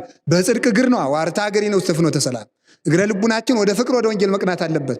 ይጣላ የነበረ ወደ ፍቅር፣ ትዕቢተኛ የነበረ ወደ ትሕትና፣ ይሰርቅ የነበረ ወደ ምጽዋት፣ ዘማዊ የነበረ ወደ ንጽሕና፣ እንቅልፋም የነበረ ወደ ኪዳን፣ ነጋ ለኪዳን መሸ ለቁርባን። እስኪ ነጋ ለኪዳን በሉ። መሸ ለምን? ከሰዓት ያስቀድሳል፣ ማለዳ ኪዳን ያደርሳል። ስለዚህ ተመልከቱ፣ አብዝቶ መልካም ቢሆን እግዚአብሔር አብዝቶ እንደማረው አብዝቶ መልካም መሆን። እስኪ አብዝቶ መልካም መሆን ሆነ። ተነስታ በሉ አይዟችሁ ምን አለች? አዎ። ስለዚህ ስራ አያስፈልግም ለሚሉ ሰዎች ከሃይማኖት በኢየሱስ ክርስቶስ ካመን በኋላ ንስሐ ከገባው ገባው ነው። በጸሎት ስግደት፣ ቁርባን ምናም እንደ ምጽዋት አያስፈልግም ለሚሉ ሰዎች ተነስታ ቁጭ አለች ሳይሆን ተነስታ ተመላለሰች ነው የሚለው። ከዚያ በኋላ ምን አለ? የምትበላውን ስጧት በሉ እንጂ የምትበላውን ስጡ። የምትበላው ምን በሏት? እግዚአብሔር ይስጣችሁ። የትምህርታችን መጨረሻ ነው። እስኪ የምትበላውን ስጧት በሉ። እንግዲህ ተናዘዝን ባለፈው። ንስሐ ምን ያረጋል? ምን ያረጋል? እንዲያረጋል እንዲያረጋል እንዲያረጋል እንዲያረጋል እንዲያረጋል። አሁን ልጅቱ በደንብ ስሙ። ልጅቱን ክርስቶስ አስነሳና የምትበላው እንዳታቀምሷት ፍትልክ ብሎ አንድ ሰው ቆሎም እንዳይሰጥ ቢል ልጅቱ መልሳ በራብ ትሞታለች? አትሞትም? ትሞታለች። አይደለም እንዴ? ንስሐ ገብቶ ያልቆረበ ሰው መልሶ በኃጢአት ይሞታል። ቁም ነገሩ የምትበላውን ስጧት በሉ። እንግዲህ ከሞት ተነስታለች ማለት ነፍሳችሁ እንግዲህ በንስሐ ተመልሳለች። እስኪ በንስሐ ተመልሳለች በሉ። እስኪ ተመልሳለች በሉ። መልሳ እንዳትሞት በሉ። የምትበላውን ማንን ስጧት? ክርስቶስን ስጧት። ቅዱስ ሥጋውን ክቡር ደሙን ስጧት። የቁርባን ፍጻሜ የንስሐ ፍጻሜ ክርስቶስን መብላት ነው። መነሳት ክርስቶስ ተነስቶ ትንሣኤውን ለማስረገጥ በላ። እስኪ ትንሣኤውን ለማስረገጥ በሉ። እሱ ትንሣኤው ምታት እንዳልሆነ ለማጠየቅ በልቶ እንዳሳየ የእኛም ንስሐ ምታት አለመሆኑ ከንቱ ንስሐ አለመሆኑ የሚታወቀው በመብላታችን ነው። ማንን? ኢየሱስ ክርስቶስን በመብላት። የክርስቶስ ትንሣኤ በመብል ምታት አይደለም እንዲሉ ሐዋርያት በልቶ እንዳሳያቸው እኛም ትንሣኤያችን በንስሐ መነሳታችን የሚረጋገጠው በመብላት ነው። ካልሆና ግን የክርስቶስ ረሃብ መልሰን እንድንሞት ያደርገናል። ካልበላ ነው ካልጠጣ ነው። እንዴት ብለን እንብላ ስትሉ ወጥተህ ወርደህ ብላ። እሺ ወጥተህ ወርደህ ብላ በሉ። ሰርተህ ብላ በሉ እንጂ። ስለዚህ ቃውት የምተረጉሙት ወጥተህ ወርደህ ብላ ማለት ንስሐ ገብተህ በቀኖና ጥረህ ግረህ ክርስቶስን ብላ ማለት ነው። እየተመልከቱ ንስሐ ገብተህ በሉ። በቀኖና ጥረህ ግረህ እንባህን አፍስሰህ ምን በል ክርስቶስን ብላ። ከዛ በሕይወት ትኖራለህ። ንስሐ እስቲ ኃጢአት ሞት ነው በሉ። ንስሐ ትንሣኤ። ከዛ ክርስቶስ ምን ይሆንናል? ሕይወት። እስኪ ሕይወት ይሆንና በሉ። ከዛ በኋላ ምን ተብሎ ይዘመርልናል? ዝንቱ ውእቱ ወልዴ ታጉለሂ ወተረክበ ሞተሂ ወሃይወ። ይህ ልጄ ጠፍቶ ነበር ተገኝቷል፣ ሙቶ ነበር ድኗል። ከጣቱ ቀለበት አድርጉለት፣ ለእግሩ ጫማ ስጡት፣ ከሁሉ የተሻለ ልብስ አልብሱት። ፍሪዳም እንረድ፣ እንብላ፣ ደስም ይበለን፣ ጎረቤቶቻችንም እንጥራ፣ ደስ ይበላቸው አለ ይላል። ተመልከቱ። ይህ ልጄ በኃጢአት ጠፍቶ ነበር፣ ቀለበት አድርጉለት፣ ልጅነቱን ስጡት ማለት ነው። ክርስቶስ ቀለበት እንደሚያስከብረው ሰውን የሚያስከብረው የሥላሴ ልጅነቱ ነውና ለዚህ ልጄ ልጅነቱን ወልውላችሁ አጥርታችሁ በንስሐ ስጡት፣ ጫማ አድርጉለት፣ ወንጌልን አስተምሩት፣ ከሁሉ የተሻለ ልብስ አልብሱት ማለት ጸጋ ጥምቀትን ወይም ኢየሱስ ክርስቶስን ተገፎት በኃጢአት ተገፎት የነበረውን ክርስቶስን በንስሐ ይልበሰው። ለዚህ ልጄ ተመልከቱ ፍሪዳ ረዱለት ማለት የክርስቶስን ሥጋና ደም ፈትታችሁ ስጡት። ጎረቤቶች ይጠሩና ደስ ይበላቸው ማለት እነ ቅዱስ ሚካኤል እነ ቅዱስ ገብርኤል መጥተው ደስ ይበላቸው ማለት ነው። አንድ ኃጢአተኛ ሲቆርብ ሰራዊተ መላእክት ደስ ይላቸዋልና ይህንን ሽልማት ለማግኘት ያብቃል። አንድ ጥያቄ። ስለዚህ ተመልከቱ እንዴት ብዬ ልብላ ካላችሁ ጥረግረ ብላ። ኧረ በሉ ጥረግረ ብላ በሉ። ጥረግረ ማለት እንቅፋት ወጥቶ ተራራ ወጥተ ቁልቁለት ወርደ እንቅፋት መጥቶ እሾህ ወግቶ ያባለ ምን ማለት ነው? የቀኖናና የጾም እሾህ ወግቶ ደክመ ወጥተ ወርተ ኃጢአትን ታግለ ንስሐ ገብተ ቅዱስ ሥጋውን ክቡር ደሙን ተቀበል የዘላለም ሕይወትም ታገኛለህ። አብ ወልድ መንፈስ ቅዱስ ያነጻሉ በሉ። በእኔ ዜማ ነው። አብ ወልድ መንፈስ ቅዱስ ያነጻሉ፣ አብ ወልድ መንፈስ ቅዱስ ያጠራሉ፣ አብ ወልድ መንፈስ ቅዱስ ይቀድሳሉ፣ አብ ወልድ መንፈስ ቅዱስ ያነጻሉ ይላል። ልብስ ከሳሙና እንደማገናኘት አብ ወልድ መንፈስ ቅዱስ ያጠራሉ ይላል። በውሃ እንደመለቅለቅ አብ ወልድ መንፈስ ቅዱስ ይቀድሳሉ፣ ደርቆ እንደመለበስ አብ ወልድ መንፈስ ቅዱስ ያነጻሉ። ከሳሙና እንደማገናኘት ከንስሐ አባት ጋር መገናኘት። አብ ወልድ መንፈስ ቅዱስ ያጠራሉ፣ በውሃ እንደመለቅለቅ ቀኖናን መፈጸም። አብ ወልድ መንፈስ ቅዱስ ይቀድሳሉ፣ ደርቆ እንደመለበስ ሥጋ ወደሙን መቀበል ማለት ነው። የዚያን ጊዜ ሙሉ ልብስ ሆን ማለት ነው። እስኪ ሙሉ ልብስ ሆን በሉ። ሙሉ ልብስ የምንሆነው የዚያን ጊዜ ነው። ንጹሕ የሆነ ከቁርባኑ ይቀበል ይላልሳ እንዴት ብለን እንቁረብ ልትሉ ይችላላችሁ። እስኪ ንጹሕ የሆነ ከቁርባኑ ይቀበል ባሉ። አቤት ካህኑ ምን ይላል? ንጹሕ የሆነ ከቁርባኑ ይቀበል ይላል። ንጹሕ የሆነ ከቁርባኑ ይቀበል በሉ ሁላችሁ። ግን ካህኑ ራሳቸው ንጹሕ ናቸው? ቢያንስ አንድ ቀን ተሳድበው አያውቁም? እንዴት ብለው እንግዲህ ሊቀበሉ ነው እሳቸው? ምን ማለት ነው ታዲያ? እንደዚያ ከሆነ እኮ የሚቆርብ ጳጳስም አይገኝም፣ የሚቆርብ ዲያቆንም የለም። ቢያንስ አንድ ቀን ተቆጥቶ ይሆናል። ምን አባታችሁ ነው ዘግይታችሁ ቅዳሴ ገባችሁ ብለው ጳጳሱ ተቆጡ። ዙሮ የቁጣ ትንሽ ትልቅ የለውም። ተቆጥተዋል ማለት ነው። ሰዓትም ከሰረቁ ሌባ ሊሆኑ ነው። ስለዚህ እንዴቱ ነው ይቀበል ካላችሁኝ፣ በንስሐ ንጹሕ ያልሆነ አይቀበል ነው እንጂ የሚያነጻ ንስሐ ነው እንጂ ፈጽሜ ከኃጢአት ስነጻ ነው የምቆርብ ማለት ዘበት ነው። ያለ ድንግል ማርያም በስተቀር በሕይወቱ ዘመን ንጹሕ ሆኖ የዘለቀ ሰው የለም። ቅዱሳንም ቢሆን ተሰናክለው ተነስተው መጨረሻ ላይ የሚበቁት ማለት ነው። ስለዚህ እኔ እውነቴን ነው የምነግራችሁ። አልሰማንም እንዳትሉ እንግዲህ ሰምታችኋል። የተማራችሁት ትምህርት ለምስክር አይሆንባችሁ። ለምስክር ሳይሆን ለድነት እንዲሆንላችሁ እግዚአብሔር ይፍቀዳችሁ። ለምስክር ማለት ምን ማለት ነው? አልተማርኩም ጌታዬ ስትሉ አስተምሬሃለሁ ብሎ ይናገራል። ሰው ምን አቅም አለው? የሚያስተምር እግዚአብሔር ነው። እኔ ያስተማርኩት ወንጌል የክርስቶስ ወንጌል ነው። ስለዚህ ተመልከቱ፣ ለአሕዛብ ምስክር የሆንባቸው ዘንድ ወንጌል በዓለም ሁሉ ሲሰበክ ዘመኑ መድረሱን እወቁ ብሏል። የነገው ወንጌል ነው። እንግዲህ ተመልከቱ፣ ወንጌል በየሞባይላችሁ አለ አሁን እንግዲህ ማለት ነው። ይሄ ወንጌል ለመፋረጃ እንዳይሆን ሁላችሁም አሁን ከዚህ ቢያንስ ተመልከቱ፣ አብይ ጾም አልቆ እስካሁን የተዘጋጃችሁት ትንሣኤ ላይ መቁረብ አለባችሁ። ያልቻላችሁት ደግሞ እስከ ባለ አምሳው አልፎ ቢያንስ ጾመ ሐዋርያት እንኳን ሲያልፍ ለመቁረብ ያገባም ያላገባም ለመቁረብ ማግባት የግድ አይደለም። ትንሽም ይሁን ትልቅም ይሁን ወደፊት የሚያገባ የሚሆን ቁርባን አይከለክልም። ቢቆርብ ቆርቦ ያገባል፣ ያልቆረበ ቢሆን ቆርቦ ያገባል። ስለዚህ ሁላችሁ ክርስቶስን ሥጋውና ደሙን ለነፍሳችሁ ስጧት። ስለዚህ አደራችሁን በሞቴ ለነፍሳችሁ ቃለ እግዚአብሔር ምግቧንና የሕይወት ምግቧን ኢየሱስ ክርስቶስን ስጧት። ለራሳችሁ ካልሆናችሁ ለማንም አትሆኑ። ለነፍሳችሁ ክርስቶስን ስጧት። እስኪ በሉላችሁ፣ ለነፍሳችሁ ሆኑ። እሺ እንሰጣታለን በሉላችሁ። ለነፍሳችሁ ክርስቶስን ስጧት። ለነፍሳችሁ ክርስቶስን ስጧት። ቃላችሁን እንድታከብሩ መንፈስ ቅዱስ በረድኤት ይጠብቅልኝ። የሳምንት ሰዎች በለን። ሳምንት ደግሞ ሌላ ርዕስ እንጀምራለን። ርዕሱን እግዚአብሔር ያውቀዋል። ብዙ ሰው ቀስቅሳችሁ ይዛችሁ አዲስ እስካሁኑ አልተከታተልኩትም።